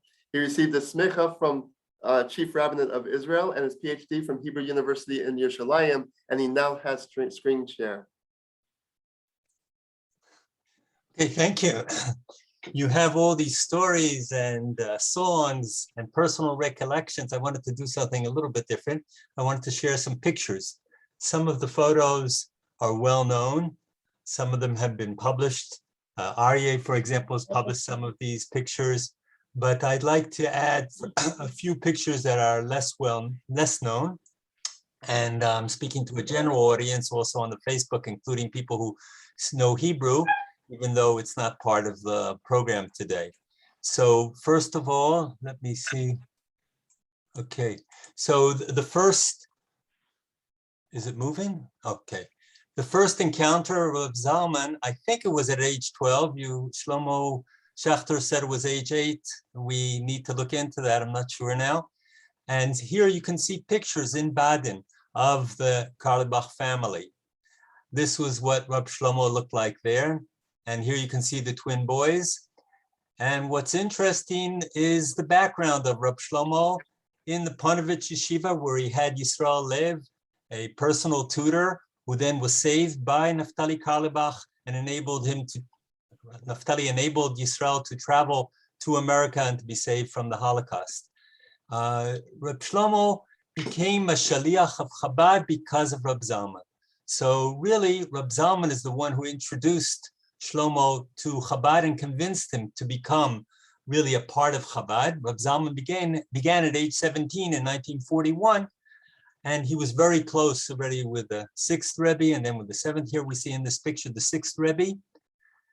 And if you go to the next picture, you can see the close connection of Reb Shlomo to the Rebbe in the early 1950s, including here one of the most famous pictures that we have. You can see Reb Shlomo over here at one of the famous events where the Rebbe became the Rebbe in 1951. This picture shows us the Hasidic academics, which in 1951 together with Reb Zalman, Reb Shlomo established here, we found some recently discovered letters which show how the two of them were able to set up this Chabad group. And now we jump ahead, Bombay, 1982, some of what was done together with Reb Zalman and Reb Shlomo. Let me put this up in a good way. Here you can see a picture with Reb David Zeller, who was very instrumental in many events, such as bringing these two Rebbes together, and each one influenced the crowd in his own way at this special evening of Jewish mysticism. Reb Shlomo has one of his famous statements there, that how he was able to bring Jews who were far away from any tradition through his approach, and Reb Zalman did it in his own way, as you can see in this picture here, where, oops, sorry about that, we moved to the wrong thing. Okay, here we go again.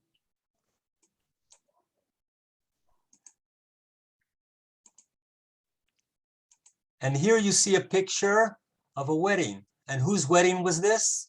Reb Zalman's wedding. Reb Shlomo is performing the wedding. Here you can see Barry. Is Barry still with us here? Barry Barkan? Yo, I'm here. You can see yourself there, right? Yes. Right in between Reb Shlomo and Reb Zalman. 30 more seconds. So what can I do in 30 seconds?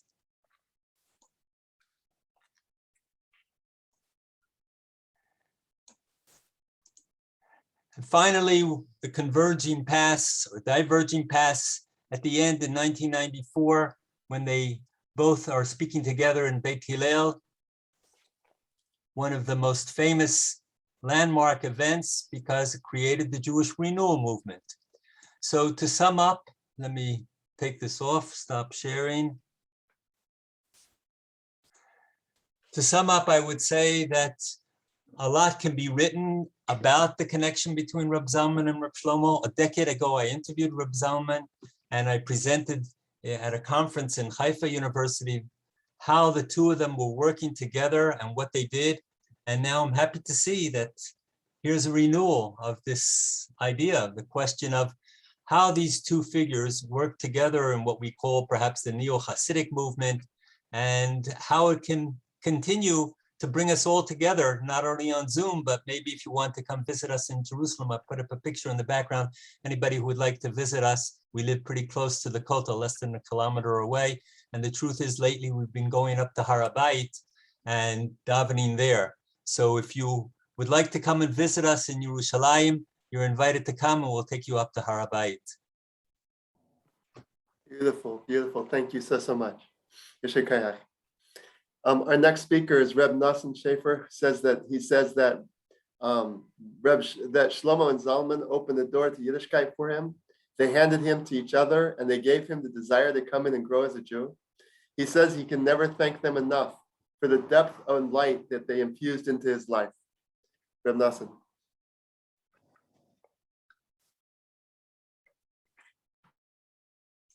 Shalom, thank you, Ephraim. Thank you, everyone. It's such a gift that I've been given in my life. Such gifts.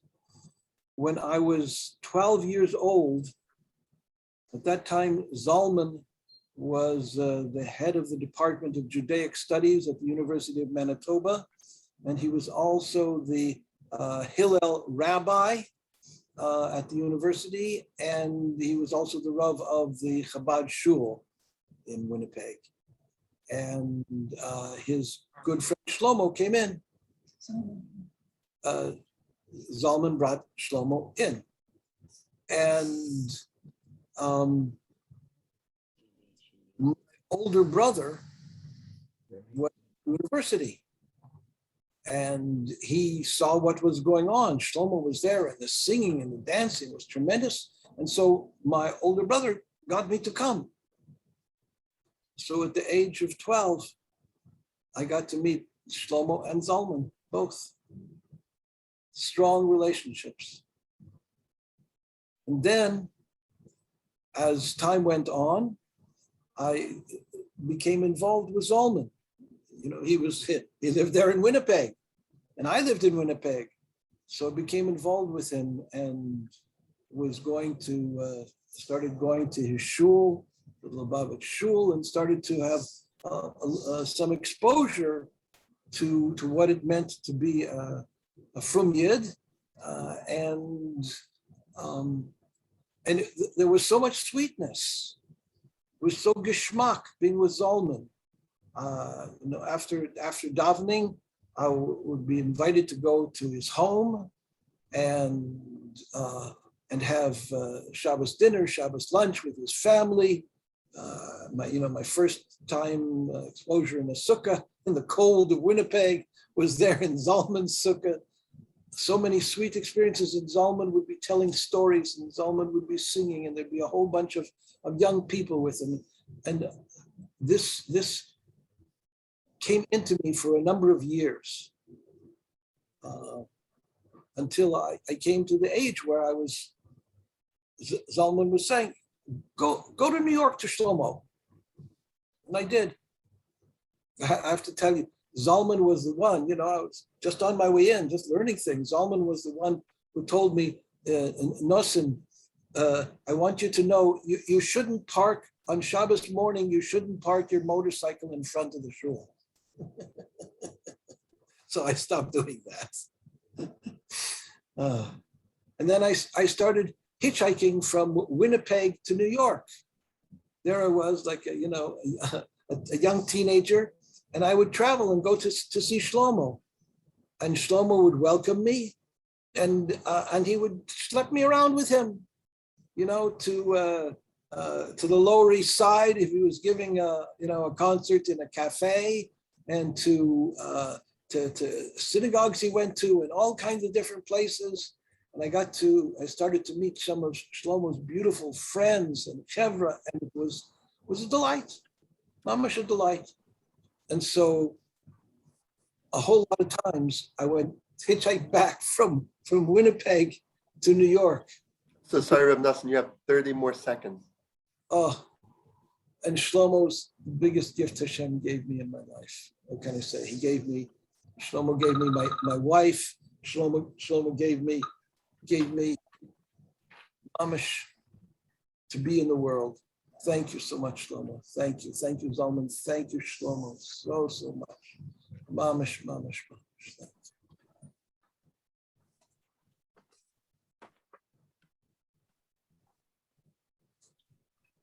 Ishka, thank you so much. Yeah, I know that I'm interrupting, but you think, Ephraim, I can go just because I have a callus that came special to see me, and I didn't know she was coming right now. Is it possible?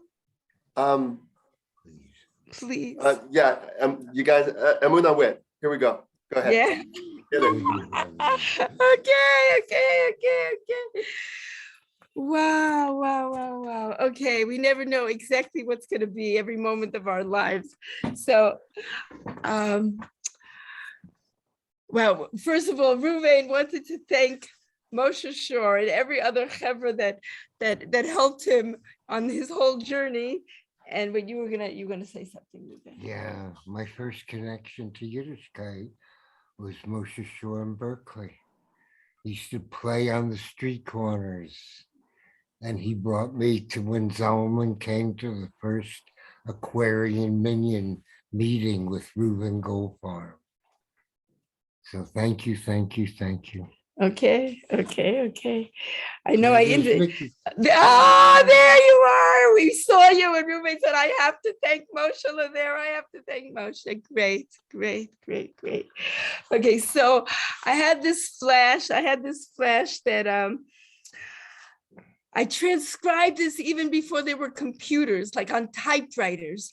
And it was a transcription from Tannersville, and Shlomo and Zalman were together. And I remember Reb Zalman wanted me to send it to him. And I found it today. I looked in my drawer, there it was. And I don't even know if you could see me. Well, anyway, if you could see me, it was all different colors. I marked all the lines. I'm just going to read like 2 or 3 lines that were like, amazing. It says, what's the most awesome thing that Moshe Rabbeinu did? Shvirot haluchot. He broke the tablets. That was the most amazing thing. He says, what does that mean? Shlomo's saying this.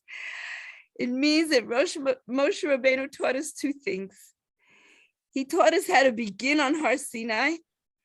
And then when he broke the tablets, he taught us how to start again, all over again, all over again.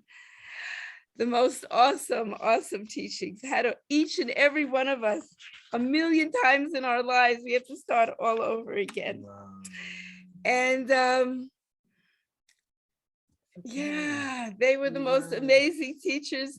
Hashir talked about being on the Moshav in that big Sufi retreat. And I even remember Reb Zalman teaching us the Zikr. I don't know exactly how to say it. Remember, he said that they daven mamish, bowing to all four sides, and sometimes, you know, when we're davening, we just want to mamish. Want to just do it just like that. I just remember it from so it was on the Moshav, and it was like 45 years ago. And the reason why I'm speaking now is because my Yachad was born, and we came to the Moshav, and we met Zalman, and we had all these unbelievable events and parties and Shabbos and Yentas. And the reason why I interrupted and cut in and I talking before I'm supposed to is because my granddaughter, Yachad's daughter, just got engaged. And so she came to visit me here in the old city. And this is for a zivug. Okay, I'm going to just tell you this Torah, because now we're talking, it's mamish like Eliezer is finding Rivkala for Yitzchak in this parsha. And then Shlomo talks about Yaakov and Rachel. And he said, what's the whole idea of a batzug? A batzug is the one who knows your Torah of the 9 months. Your connection to your zivug is because you both have the same Torah of the 9 months. And this whole transcription was about the Torah of the 9 months, Shlomo was giving it over, and Zalman would also speak. And I'm not sure when I wrote this whole thing who was Zalman and who was Shlomo, but the Torah of the 9 months is what we're learning when even before we come to the world. And Holy even rabbits before, and yeah, is it 4 minutes? It's 4 minutes. Okay. So I'm blessing everybody that we should just be zocher to marry off the children, the grandchildren, even great-grandchildren. Amen. Thank you. Amen.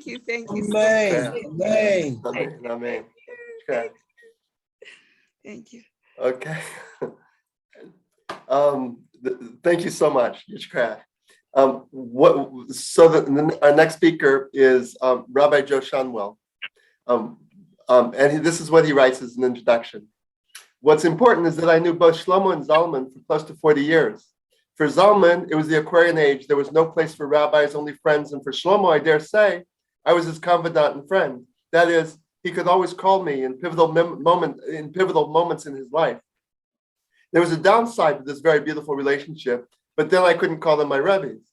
What a privilege to have been alive in these times and to have been in the world at the same time as they are. But today, I am a retired pulpit rabbi, having served for close to 25 years in 4 different congregations. My Act 2 is the foundation work in which I've been guiding philanthropy for 28 years since making Aliyah to Israel with my family. We live in Yerushalayim with all my 3 daughters and their families, grandchildren, and continue to serve the Jewish people in the former Soviet Union, Eastern Europe, and the Middle East. Here in Israel, our projects are social service, youth at risk, and single-parent families. Baruch Hashem, I hope they keep on keeping on. Rabbi Joe. Thank you very much. What a tremendous privilege, and what a wonderful gathering. Zalman did not want to be called a rabbi. He said in the Aquarian age, there's no room for rabbis, only friends. And for Shlomo, he said to me, brother, I'd rather that you be my friend, because as a chassid, you'd be required to do everything that I do. And you cannot do what I do. You simply cannot do what I do. So everybody was holy brother or holy sister or holy beggar. And Zalman called Shlomo my buddy. Everybody remember that? And Shlomo called Zalman Brother Z. And I want to tell you some stories that I was a part of, a contemporary of that living moment in history when these stories took place. And one of those times was at a wedding. The wedding was held in the Moshav. And I just happened to find myself dancing with Emuna's husband, Ruvain Halevi. And there was another Ruvain Halevi there. And it was Dr. Richard Alpert, who by then was better known as Baba Ramdas. He had spent Shabbat. David Zeller, alav shalom, brought him from the old city where he had spent Shabbat. And we were all dancing together. And Ramdas turned to me and he said, Rabbi Joe, you dance a mean dance. And then he said to me, you know, brother, if Judaism was like this, when I was growing up, things might have turned out to be very different. That's one story. The other story that comes to mind is a visit that we paid Yogi Bhajan. Yogi Bhajan was, some of you might remember, he was a Sikh yogi. He had a dagger at his side, and all of his disciples wore white and white turbans. The males all had daggers. And Yogi Bhajan invited Shlomo and I into the anteroom where there were women who were massaging the guru's feet. And he turned to Shlomo and I and he said, would you like your feet massaged? And we said we humbly declined. And Shlomo said, you have such a wonderful, beautiful place here. And you have so many of our Jewish children here. And Yogi Bhajan said, yes, we have many, many of you, your children here. And Shlomo said to him in a very respectful and a very direct and a very clear message. He said to him, you know, it's forbidden for our kids to bow down to these idols that are around here. And the Yogi Bhajan said, yes, I know. I forbid them to bow down. And they don't have to polish the idols either. And Shlomo said, but I must say to you again, this is forbidden for the Jewish kids. And by the time we left there, Yogi Bhajan was saying to him, how can I help you raise money so that you can build an ashram for your Jewish children? A third story is Shlomo would love to go to Baptist services when he was in Berkeley. Sorry, He you would have wake 30 up. seconds. 30 seconds. 30 seconds. He would wake up early in the morning and he would go to the services. And then he would call me up and say, this is the Reverend Jones speaking. And I just had a fantastic hallelujah dance over at the First Baptist Church. I imagine that he sat in the back, but he was there to absorb because he knew that we had forgotten a certain aspect of our Yahadut and it was lost in the Shoah. And it was his place to regain that for us.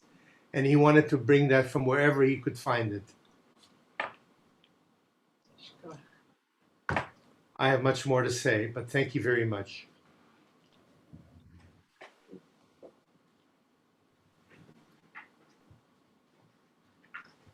Sorry, our next speaker is Moshe Shor.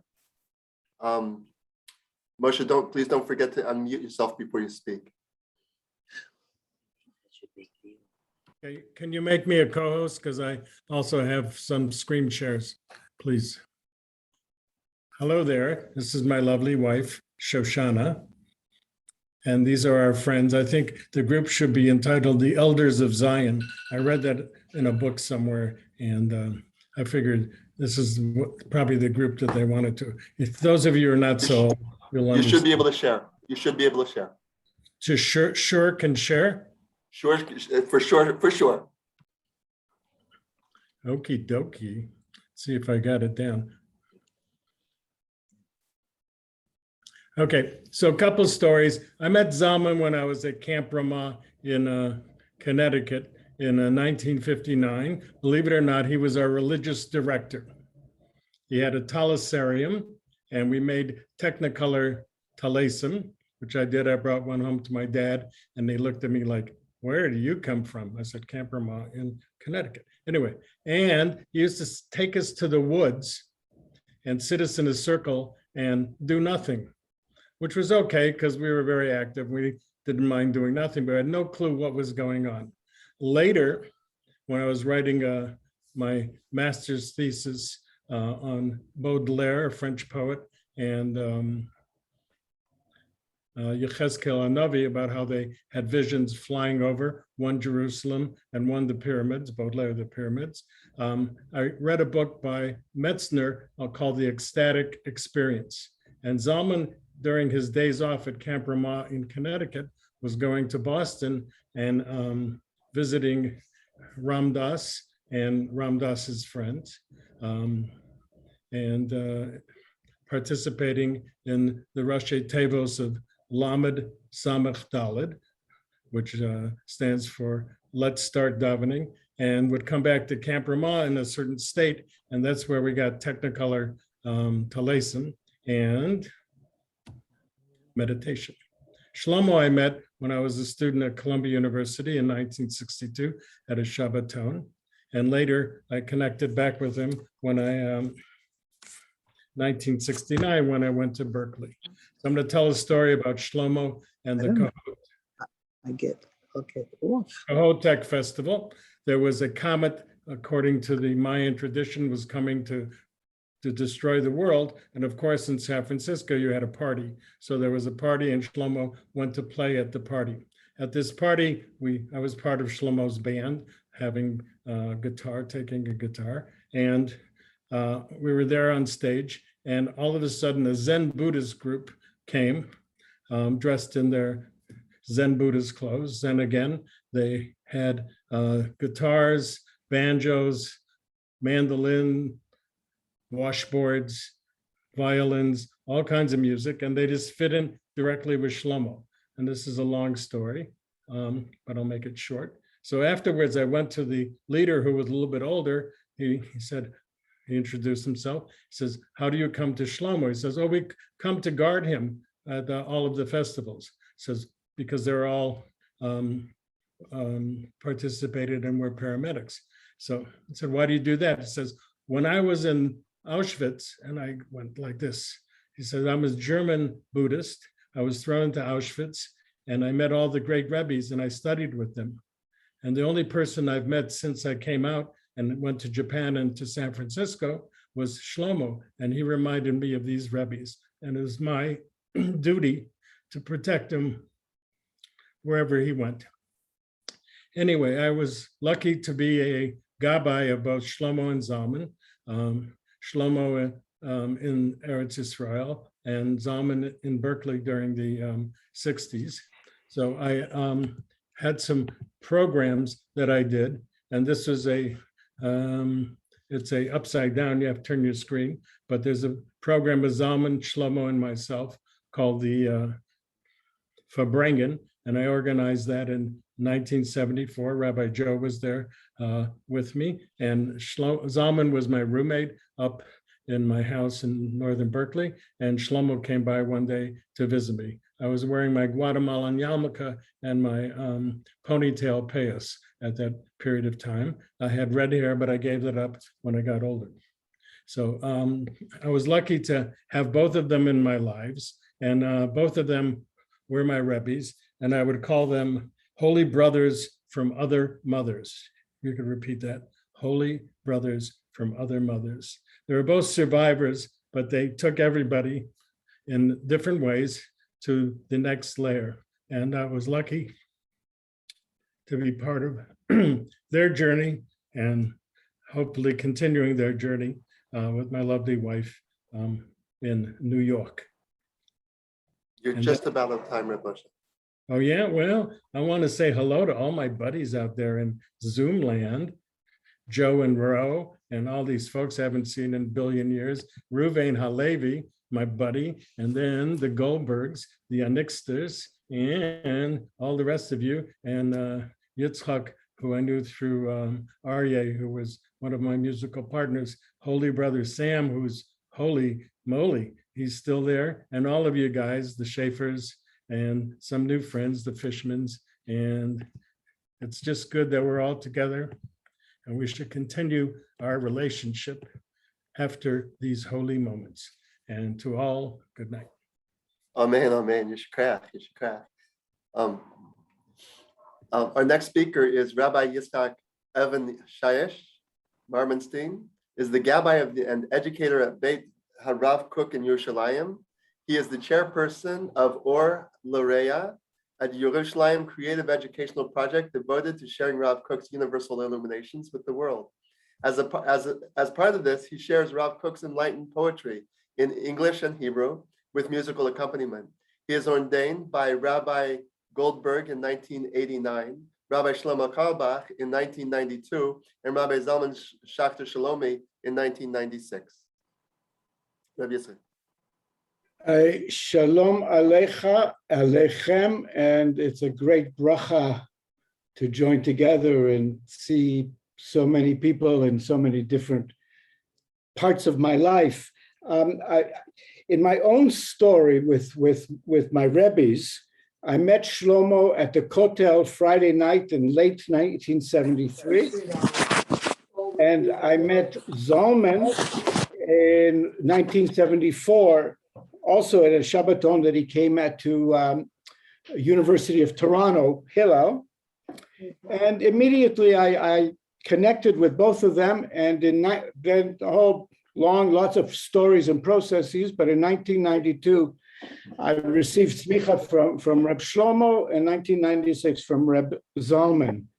And in discussing their universal legacy, their universal message, I wanted to use, in a way, the four worlds model and acknowledge where they were in my four worlds. I mean, in my own story, actually, I want to honor Rev Noach Weinberg, brought me into the serious study of Torah. So in terms of Asiyah, in the world of the heart, the world of Yetzirah, I think that was Reb Shlomo's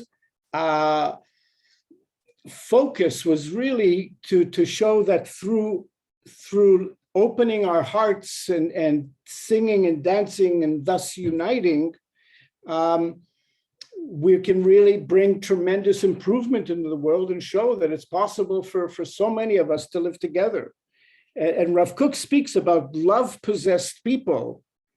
When they see the world full of hatreds and quarrels, they want to move life towards comprehensiveness, unity, peace, and tranquility. And they want to join themselves with the all for the sake of the all. And Reb Shlomo was really, that was the way he lived his life, to really join the all for the sake of the all with tremendous love.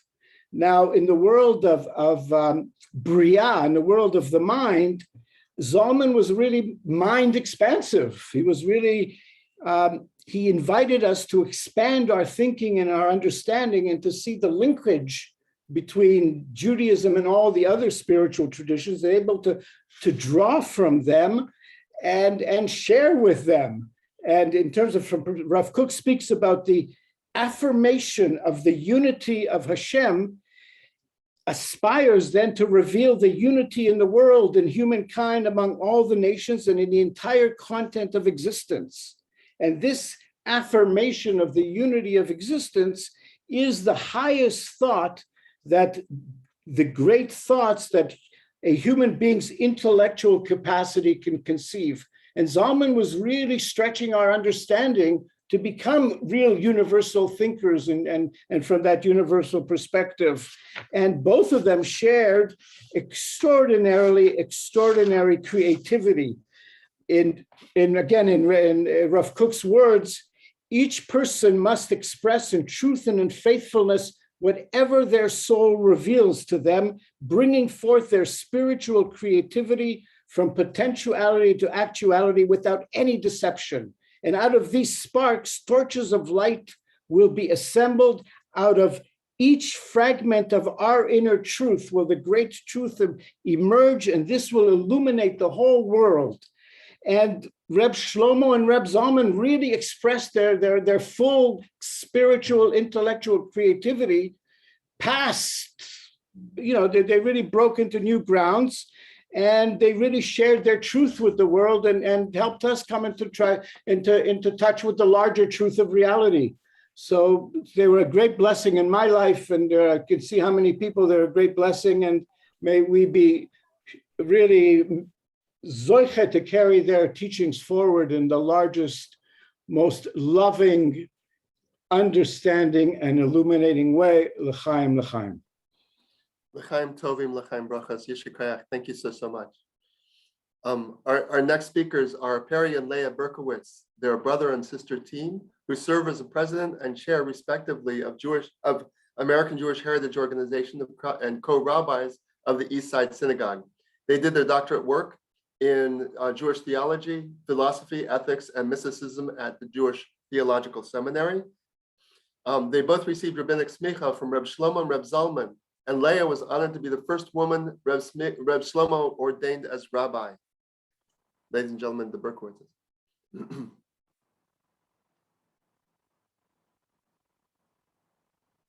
You're muted.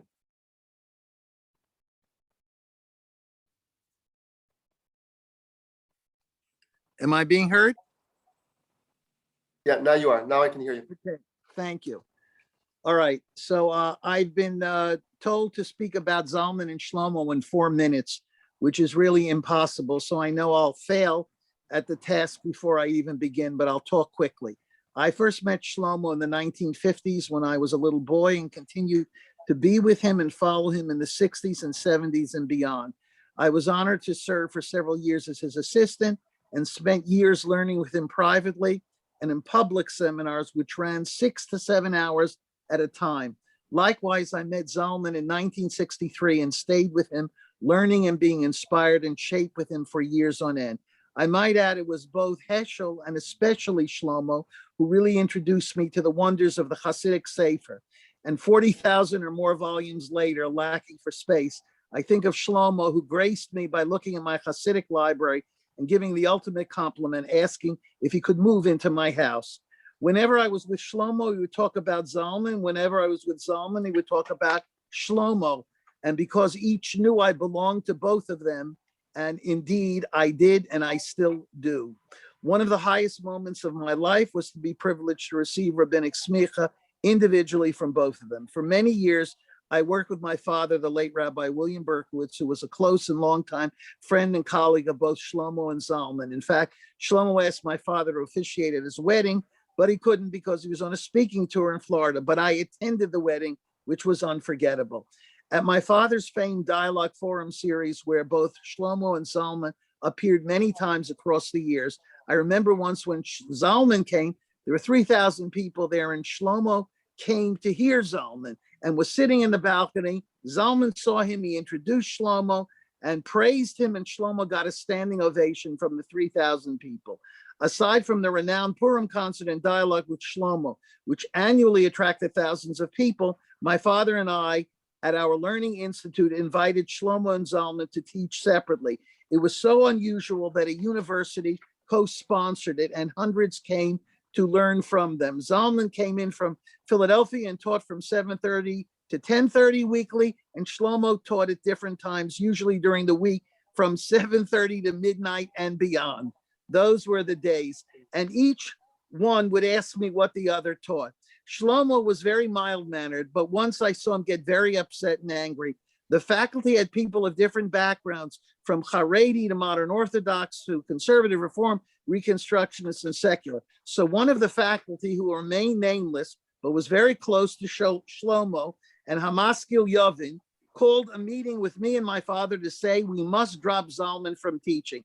He's a heretic, he's an apikoros, he's no good, he's a terrible influence on people, and a stain on Shlomo's reputation. It's bad for Shlomo to be associated with him, he said.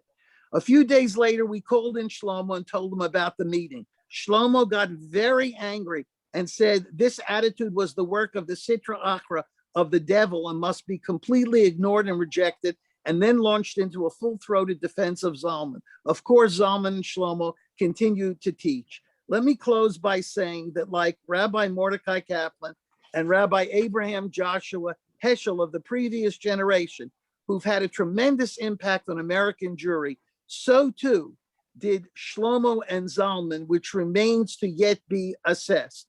Rabbi Elimelech of Lezhensk used to tell that every Rosh Hashanah he received a Gilui Eliyahu, a revelation from Elijah the prophet about what he heard in heaven. Once Elijah revealed that the whole world stands on the prayers of three Rebbes, one being Elimelech, the second being his brother Zushia, and the third an unknown. We can say the world of American Jewry stands on the prayers, the songs, the creativity, and the teachings of Rabbi Shlomo Carlebach and Rabbi Zalman Schachter Shalomi in ways yet to be discerned and appreciated. May their memories continue to bless us. Amen, amen, amen. Awesome. Just crash. I first met and began studying with Shlomo and Zalman when I was 8 years old.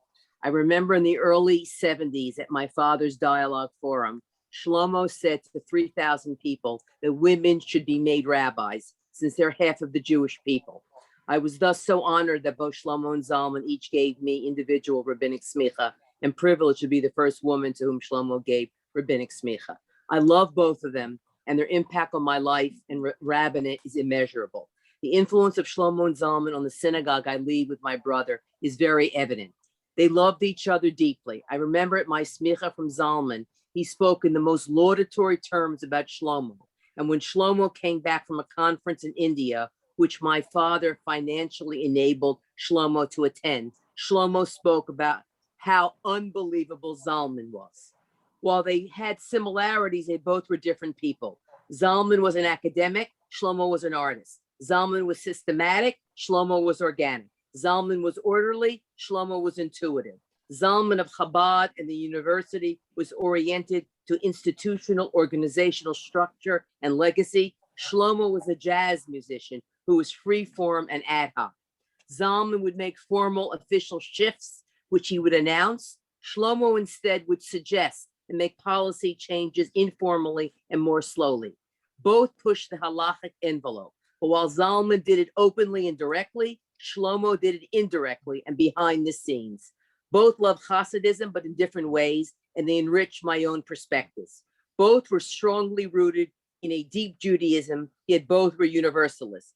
Zalman and Shlomo reached out to the whole world and embraced it as Jews with open arms. Some have called Shlomo a Gaon in Ahavas Yisrael, the love of any Jew. I disagree, because I did mend that to him being a Gaon in Ahavas Habrios, the love of any and every person. Both were master scholars and teachers in different ways, each mixing a unique blend of intellect and emotion. Zalman chose a university setting, and when Zalman was able to secure for Shlomo a university position, no matter how much he urged him, Shlomo refused to take it, preferring teaching in informal settings. One of the few times I ever saw Shlomo get publicly angry was when Shlomo invited Zalman to lead the Simchas Torah Hakafas at the Carlebach show, and Shlomo saw many in the enormous crowd more interested in mingling with singles than respectfully listening to Zalman's brilliant Torahs, and Shlomo really got angry at them and reprimanded them. I miss them both very much for what each taught me and how they inspired me, and I thank God that they live, and thank God that my paths crossed theirs. I know hundreds of years from now, people will still be talking about them, and I will remember and love them for as long as I live.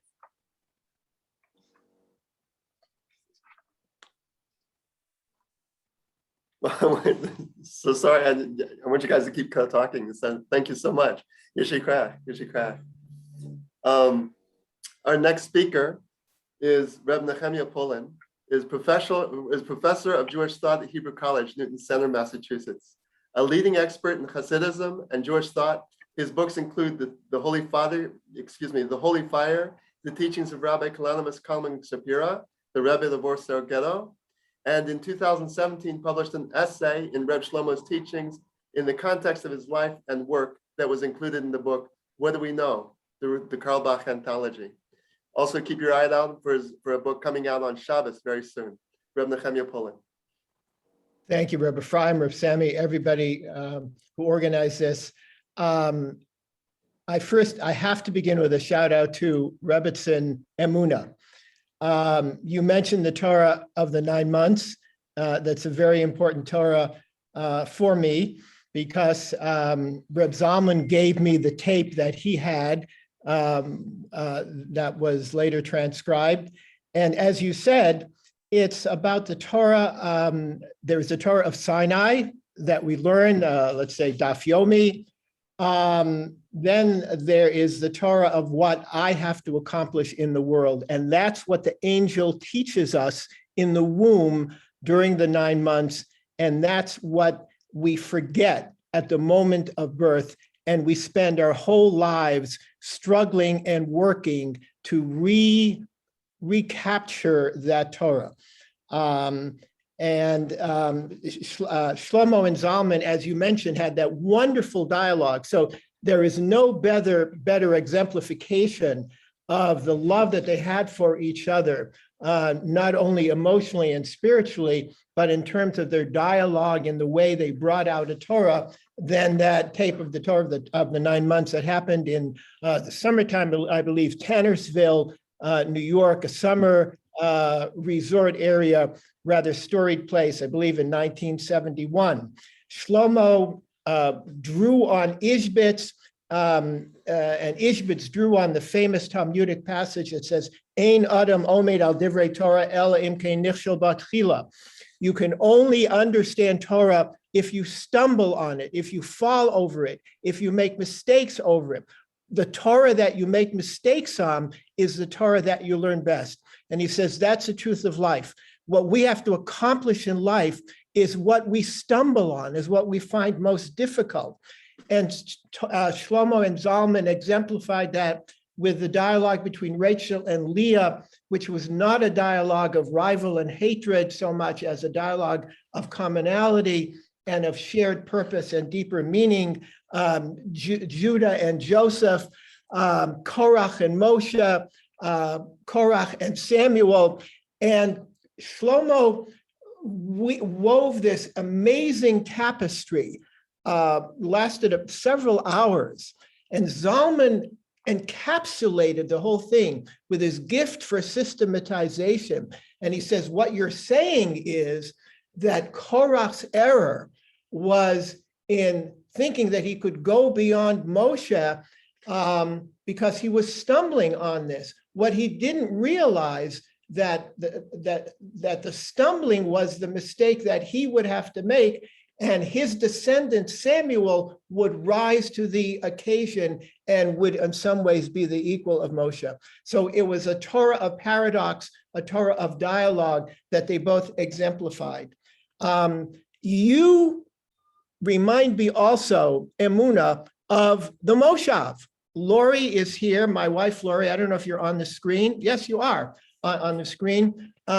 You were the exemplification, in my mind at least, of what early Hasidus was before it became institutionalized, before it became so rigidified that you had to wear a particular kind of dress, a particular kind of clothing, speak in a particular kind of way. This community that was deeply involved. And yes, Yogi Bhajan said, make the ashram for Jews. He made it in the Holy Land, in the land of Israel. Okay, I'm going to conclude. 20 seconds, is that okay, Rabbi Ephraim? 20 more seconds? 30 more seconds. 30 more seconds. How many? 30 more seconds, okay. I want to say that both were masters of blessing. Reb Zalman was a Kohen, and he took that office and that vocation seriously. He gave blessing. He gave me the blessing of the Pius Etzner. There's much more to say about that, but in 15 seconds, I want to say something about Shlomo. Shlomo had the preternatural ability, yes, it was mentioned before, to look into your eyes and to see into your soul. I want to say also that he had this gift of beyond the horizon vision, of seeing not only deeply into your soul who you are now, but who you might conceivably become, and give you the courage and the hope and the yearning and the desire to go to that next place. That is the legacy. That's part of the legacy of Reb Zalman and Reb Shlomo. Thank you all so much. Ephraim, am I allowed to say one half a second? Just at the Please, Moshav, please, it's our honor and privilege. I'll just say at the Moshav, the sensibility of Shlomo, as Nechemi just said, was to also help people. And we came to the Moshav, one of the first times we came to the Moshav, Nechemi got very, very sick just from drinking the water. Don't drink the water. I mean, 40 years ago, now it's fine. And Amuna Witt immediately came to his aid and found, I don't know what she gave him, but I think it was apples. She just ground up apples. She said it was healing tea. It was actually an elixir from the 4 streams of the Garden of Eden. Okay, Laura, we got to stop. Yeah, that's it. So Thank anyway, you. so it was, Shlomo made it a healing place. That's all I can say. And Reb Zalman. Thank you, guys. Thank you so much, everybody. Thank you so much. Thank you. Wow, really, thanks so much. Really. So now we come to part 2 of our program. It occurs to me that I could say a whole lot of things here, and I think our time is better spent by jumping into part 2 of our program. Our goal here is to open up lively conversation, voice strong thoughts and opinions, always remembering that we are reflecting what our Rebbe's brought into the world and how much they valued each other. My personal goal is to make that valuing each other thing bigger. When we are ready to speak or respond or argue or politely disagree, please chat me and I'll put you in the queue or call on you, time permitting and everything else. You can chat me, you can raise your hand, or you can Zoom or something in real life. We'll see how the technology works at that point. The first question that we're going to ask tonight is this, as follows. From the Jewish perspectives, what was the universal message that Reb Shlomo and universal message of Reb Shlomo and Reb Zalman? Again, from their Jewish perspectives, what was the universal message of Reb Shlomo and Reb Zalman? The first person to respond is Moshe Shor.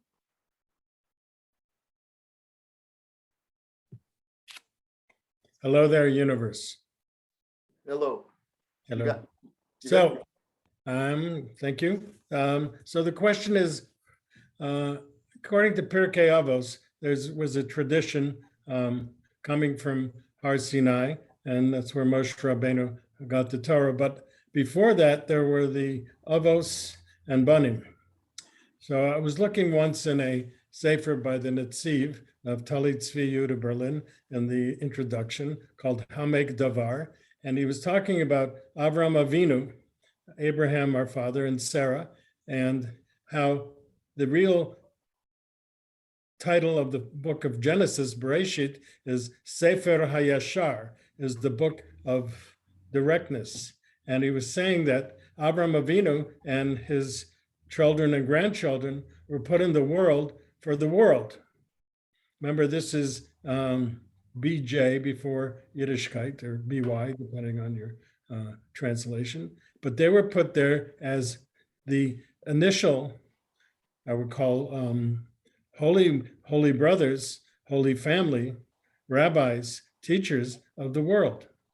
And I think, in my estimation of the universal message of Yiddishkeit that both Shlomo and Zalman have, they were direct descendants of this tradition. And as Reb Yitzchak Evan Shaya said, Rav Kook perhaps was the latest in that tradition after Baal Shem Tov and others. And that's where they took off. There was a universal message. It had not changed. It just needed the voice of the present generation.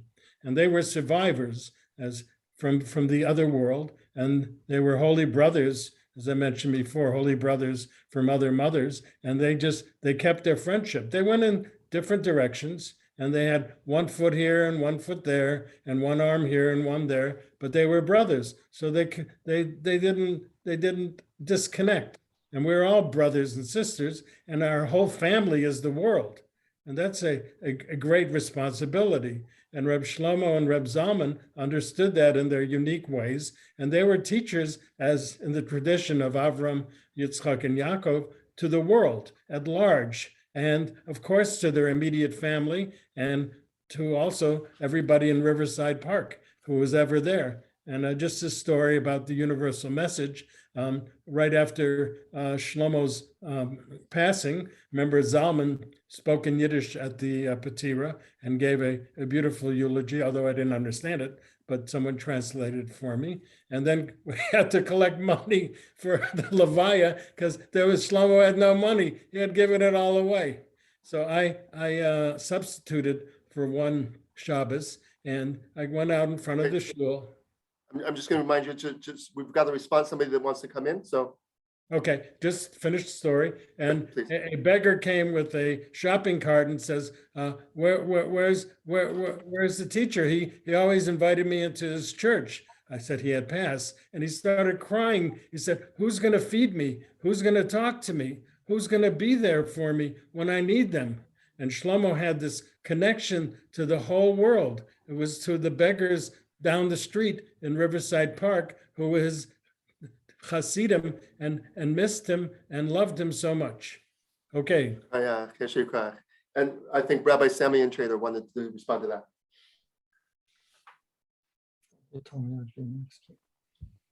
Rabbi Sam, are you muted? Can you hear me now? Yes, perfect. Yeah, so listen, this is touching on really one of the deepest parts of who they were and how they expressed who they were. I think that Reb Shlomo and Reb Zalman both obviously were in love with the world, with every human being, and wanted to spread Yiddishkeit to the world and the message of Yiddishkeit and hear from Yiddishkeit and hear from the world and be open to it to different degrees, admittedly, but they both, I think, had that consciousness, that sensitivity. Reb Shlomo would many a time take something in a Hasidic sefer, and if it was written solely in a Jewish context, he would, in certain situations, universalize it. So clearly there was that universal side of Reb Shlomo.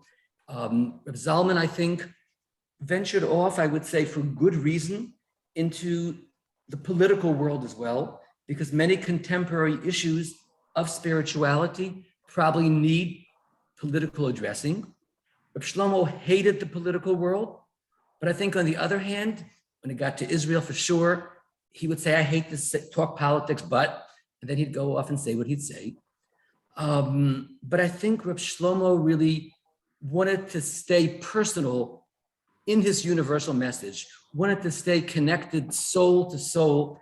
And yes, he would comment on contemporary issues, and there was a side of him that addressed that, but his major mahus, his major mission really was to make it one-on-one, make it very personalized towards, you could hear Reb Shlomo and be right, left, center of different religious persuasions and take what you need and stay in your world. He was coming more to that one-on-one place.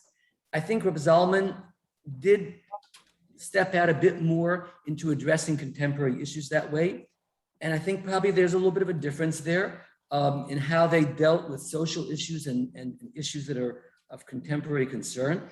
But I think ultimately their commonality really binds them together even here, and their love for every human being and that the Torah should connect that way was who they were. I think we don't have so many responses to this question. Let's move on to the second question. The second question is, Reb Shlomo and Reb Zalman, from your perspective, what was the relationship to Torah? The first response is Rabbi Shul Magid. Thank you. It's a really great question and really hard one to answer, actually. I mean, they're both really coming from a place of Hasidus, and they're both, in a way, interpreting Hasidus in a way as a lens of Torah itself. That it's not so much that the Baal Shem Tov is Torah, it's that the Baal Shem Tov becomes a lens through which Torah is refracted. And it's refracted in different ways.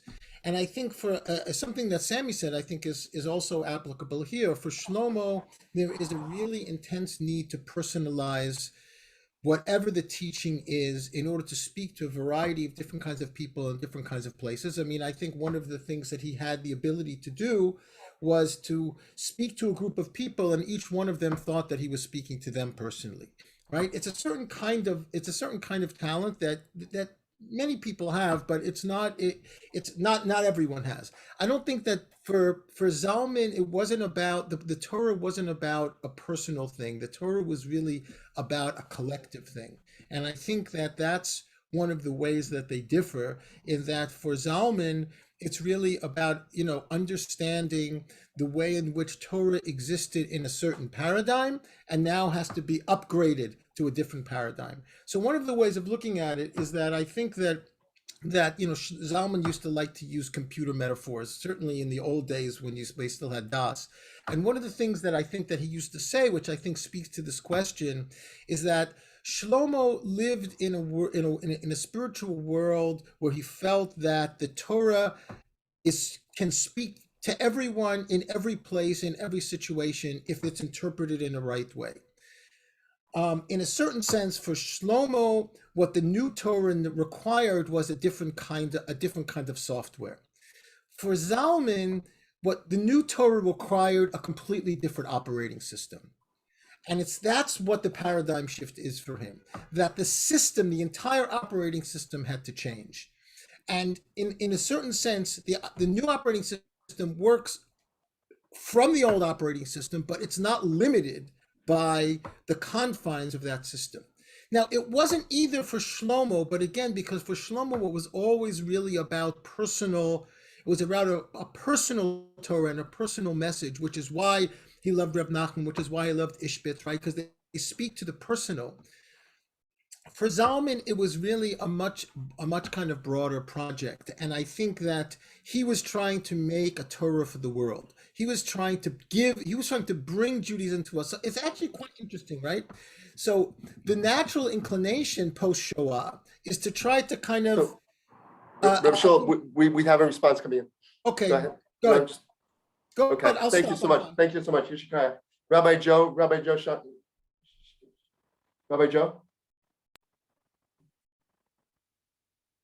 I'm sorry.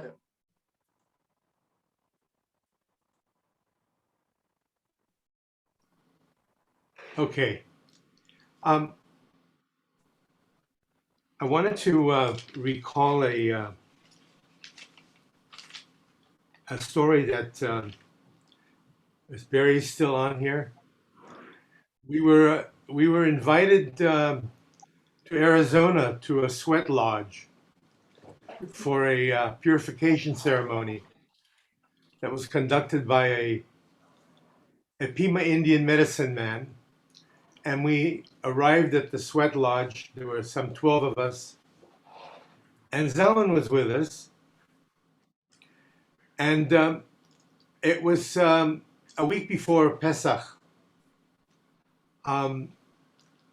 It was a wonderful, wonderful opportunity to be out in the little warm of Arizona and to participate in a ceremony that I had no idea about, never had the experience.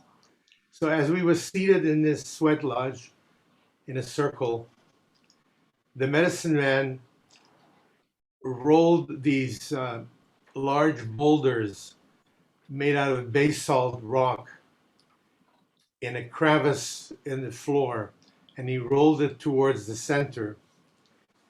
And then he invited us all to be his relatives. And then he poured hot water on top of the rocks, and the place steamed up. And the only image that came up for me was Hagalas Kalim before Pesach. You know, the ceremony where we stick our pots and pans in boiling water, and and then the steam comes up, and then, and so we're all sitting there, and it's impossible. It's so hot. I've never ever experienced anything so oppressive. And Zalman is sitting next to me. I feel the sweat of him coming down my arms and my back. And he lifts up the flaps to put in some air because he said, you know, Yossel, I'm mamash chalashing here. So I said, well, what are we doing here? So then we would go out, up the flap and sneak out from the back, jump into the swimming pool, and then come back and sit in the sweat lodge once again. When Zalman started chanting, Anenu, Anenu, Beyom Kaleinu, Anenu, and it occurred to me that this was a form of purification that was very foreign to us, but it was something which we could relate to, we could be a part of. And in many ways, Zalman was the vehicle into that world within the bounds of Torah. Rabbi Joe, thank you. Thank you so much. I think that if I'm not mistaken, the Goldfarbs wanted to respond. This is for question 2, right? In Yes, Torah? exactly.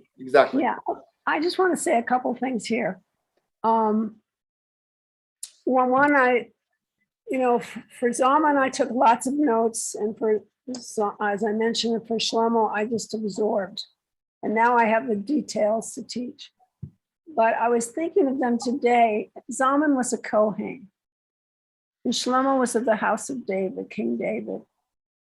And so in some way, the Kohanim were designated as the teachers of the and Zalman saw his job as not only the teaching, but the channeling of ritual in a way that people could relate to. And he gave us ways to deal with the traditional siddur, but be able to adopt it so it really spoke to us personally, each of us, and give us permission to say, he said, follow the structure, this is the structure, but fill in with a way of getting there that addresses the people you're working with. Ourselves, first of all, and then share that with others.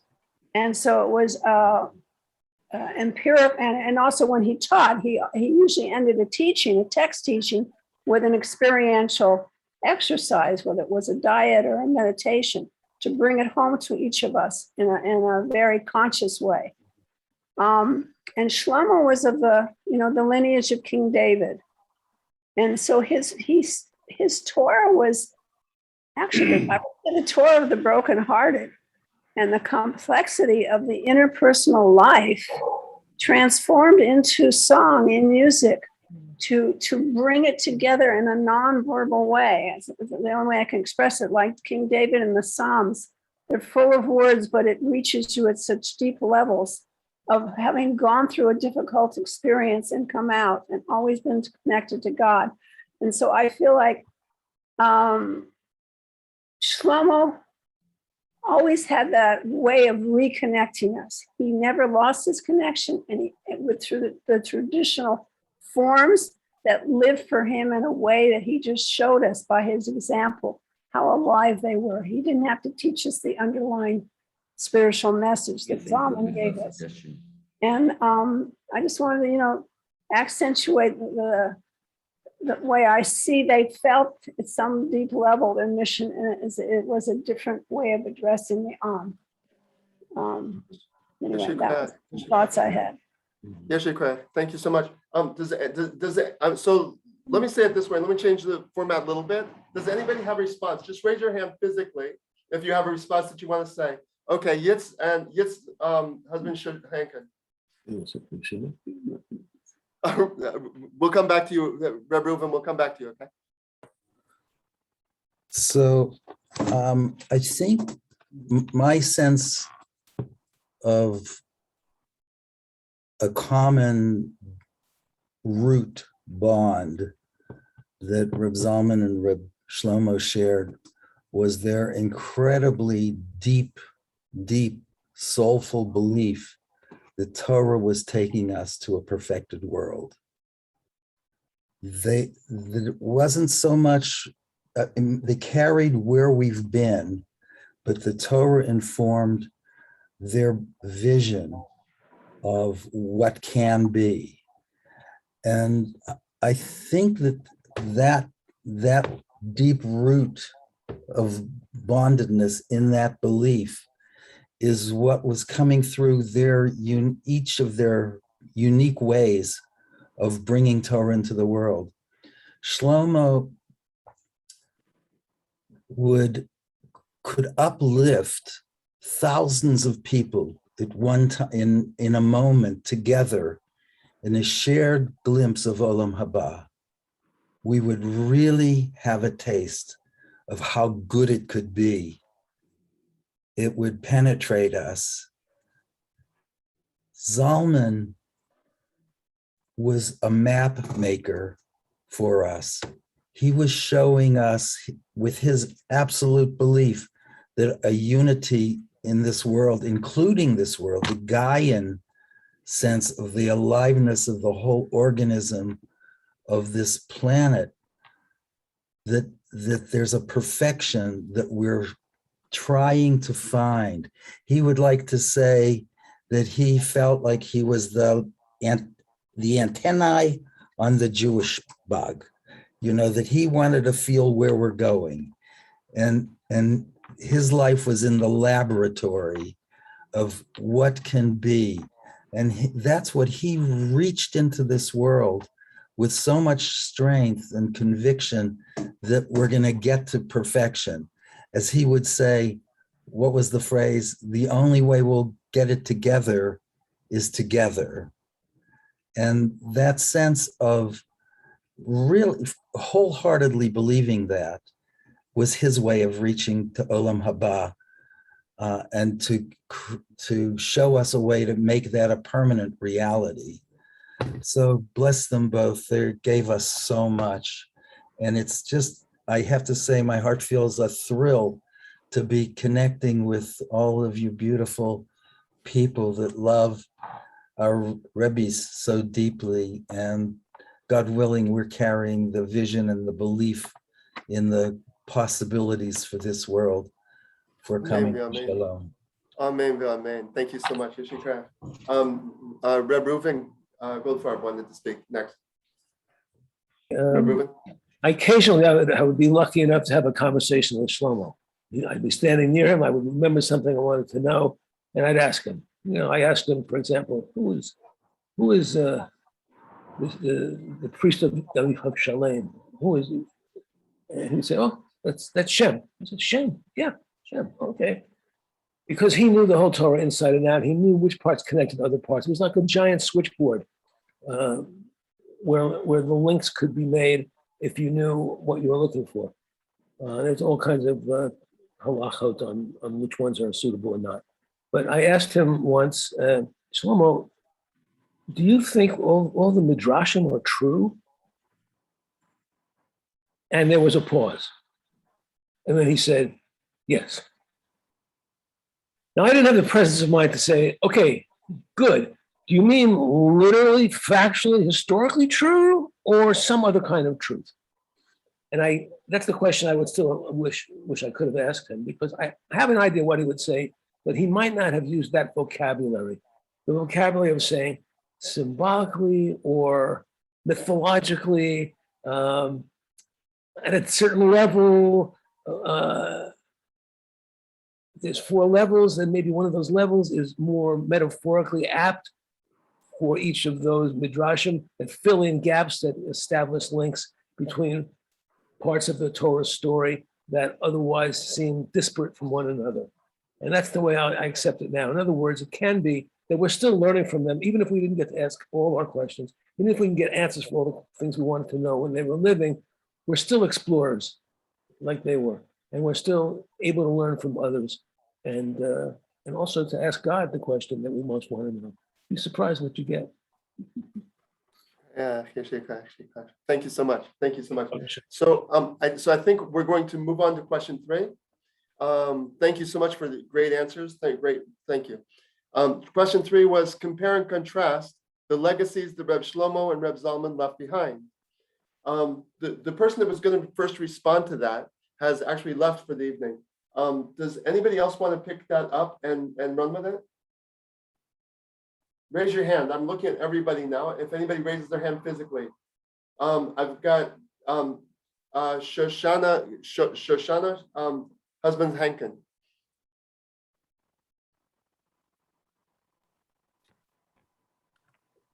I was thinking about this question and realizing that the legacies are what have we passed through us so that our children reflect that, or those that are have grandchildren or future generations.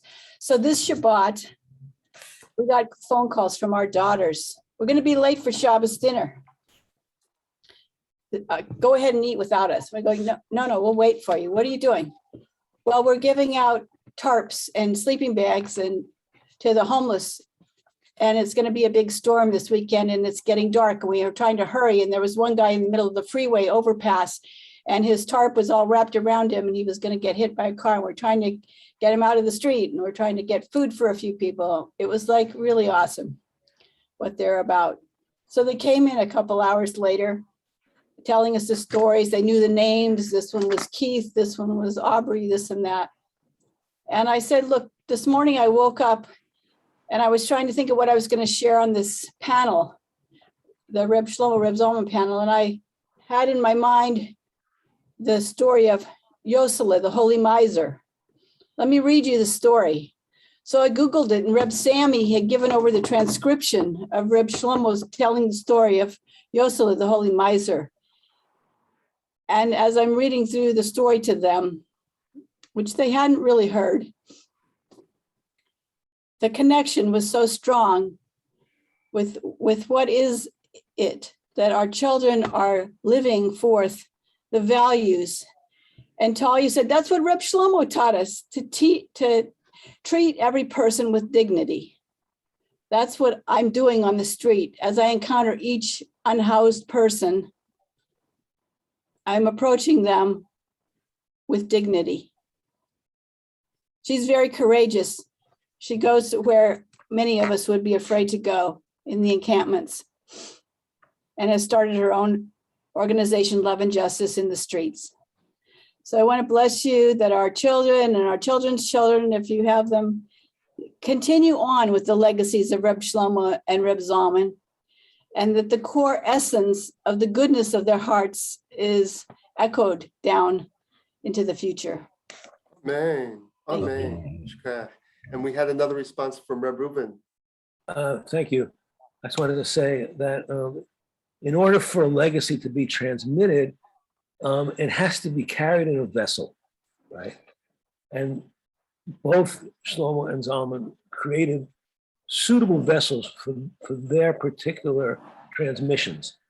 So in the case of Reb Zalman, for example, he dreamed of B'nai Or, and there are many Batei Knesset in the US that are called B'nai Or Pnei Or. He and many others, because he was a great collaborator and was very good at getting people to work with him. But the Aleph organization and the Aleph Kala, which is where that phrase, getting it together, started to manifest in a real way.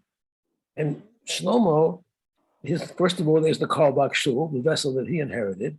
There's the Moshav that he co-created with his Chevra. And then there's the Chevra itself. And in a way, we are the Chevra. We're the worldwide Shlomo Chevra. We and hundreds and thousands of others. So each of us is a holy vessel. And the Torah is a vessel. The Torah is a vessel for light. And we can draw from it infinite wisdoms and apply them in our everyday life. So I want to bless us all to really be able to read between the lines of the Torah, where the secrets are hidden, and where the midrashim can make us laugh, make us cry, make us shout in amazement how things get linked up that never seemed to belong together before. And finally, our own stories, because when Shlomo told stories, he did not only tell stories about the Baal Shem Tov, about the great Hasidic masters, and he loved them, and we learn from them to this day, but also he would tell his own stories, what happened to him that morning.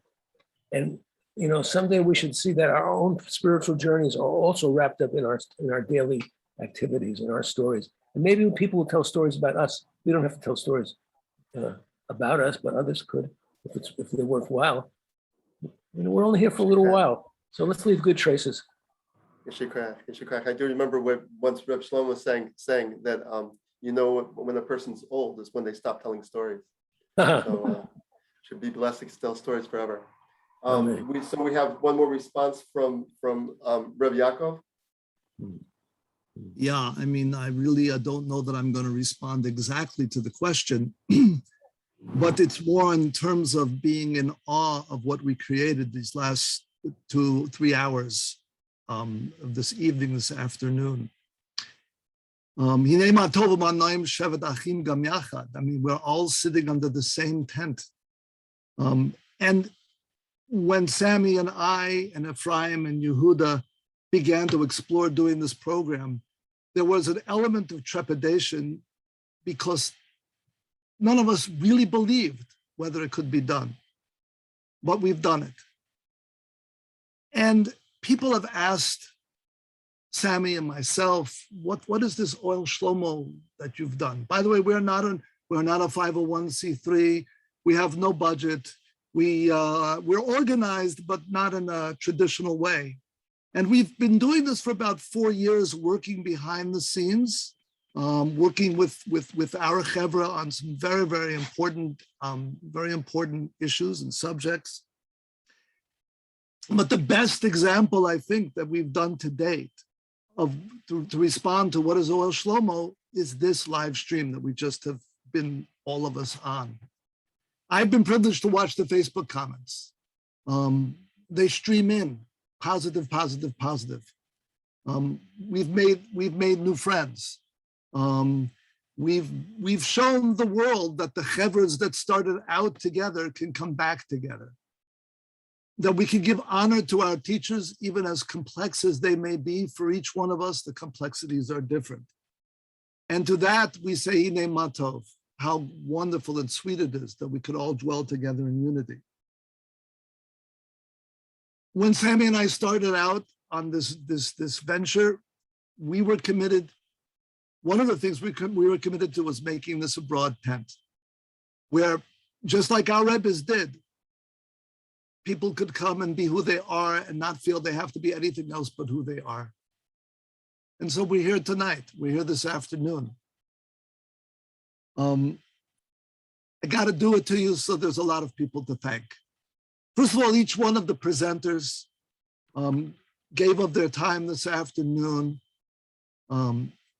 presented beautifully and substantively. And as someone said on the Facebook chat, each presenter giving 4 minutes could have spent 4 hours speaking on exactly what we're speaking on. So each one of you.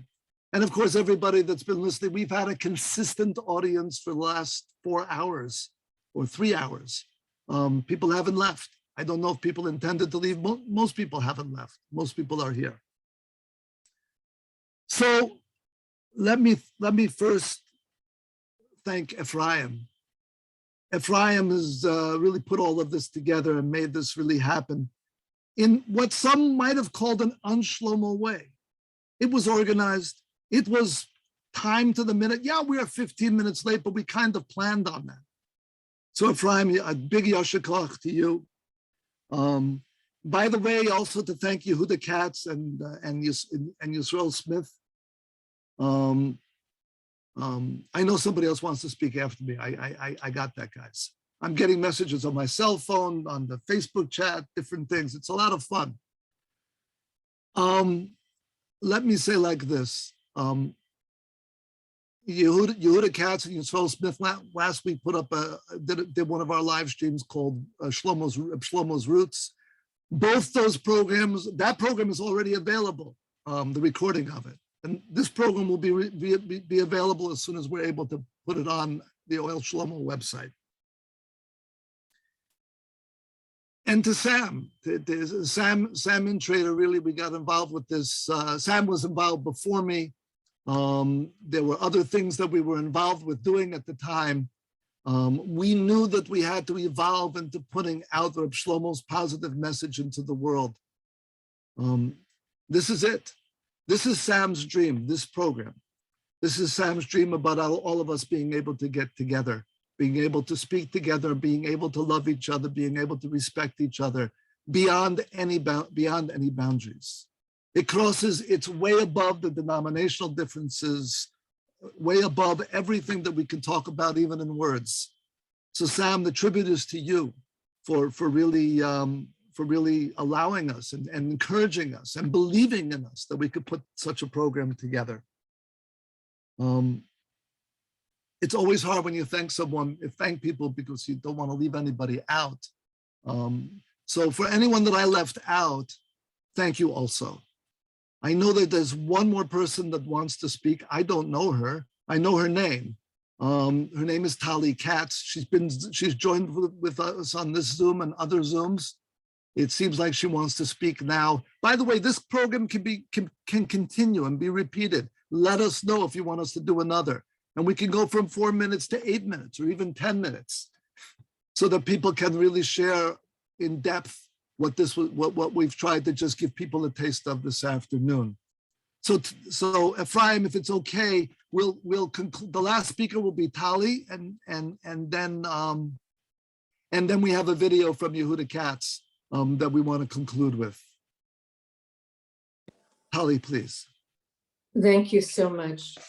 The words that I want to share, which I believe ties into the questions we were speaking, and for me personally, it has to do with Shlomo. And when the last teaching was a few months before he left this world, I was with him at David Schneer's home in Wash suburb of Maryland. And the words I have carried with me since that moment was a story he just relayed about being in a store and hearing someone speak very harshly to a customer. And he just stopped and he said to that person, "I really want to hear you, but I cannot hear you in your command voice. I can hear you if you speak to me from a place of prayer." And what resonated for me, why I think everyone here, and I think I can say that of Zalman too, is that they taught Torah in a way one can hear it from a place of prayer, and not in a harsh way and not in a judgmental way, but in a way that we could really hear it. And I want to thank Shlomo for giving me the love of music that I today am still singing and writing Nigunim to Tehillim. And thank you all for giving me that moment of sharing my words. Thank you. Tali, thank you so much. Thank you, everybody. Thank you, everyone. Thanks to all the participants. Thanks to Sam. Thanks to Yaakov. Thanks to Ohel Shlomo. It should continue and grow. Thanks to Rabbi Yehuda Katz for the program last week. And thanks more than anything to Reb Shlomo and Reb Zalman. I hope they're both getting aliyahs from what we're doing in this world. And finally, there's Reb Yehuda Katz with Nigun Lewis. This Nigun was recently found on the tape of Reb Shlomo's teaching. I'm sure you remember the scene, people schmoozing, waiting. Reb Shlomo is kind of creating a Nigun over there. Hevra, please, come on, wait. This one never actually came out. As far as I know, Reb Shlomo sang it one time, and I suspect he was leaving it as a gift to Reb Yehuda. So let's check it out. It's an amazing Nigun.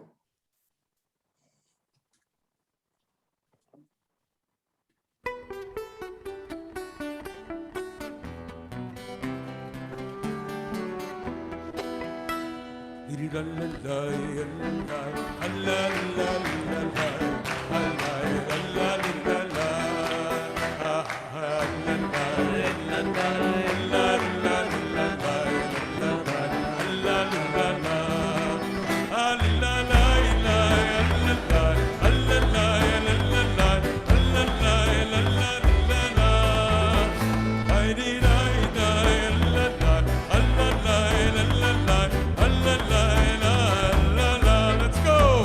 Hey,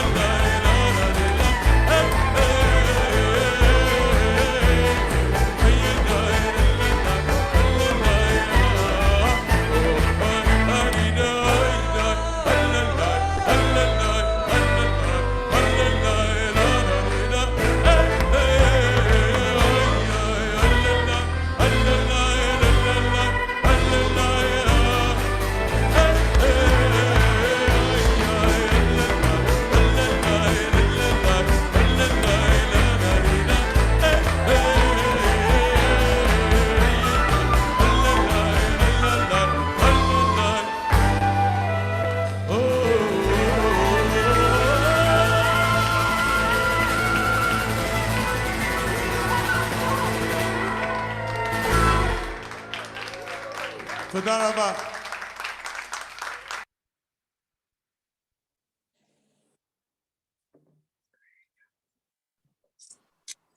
Thank you, everyone, so much. Thank you, everyone, so much. Peace.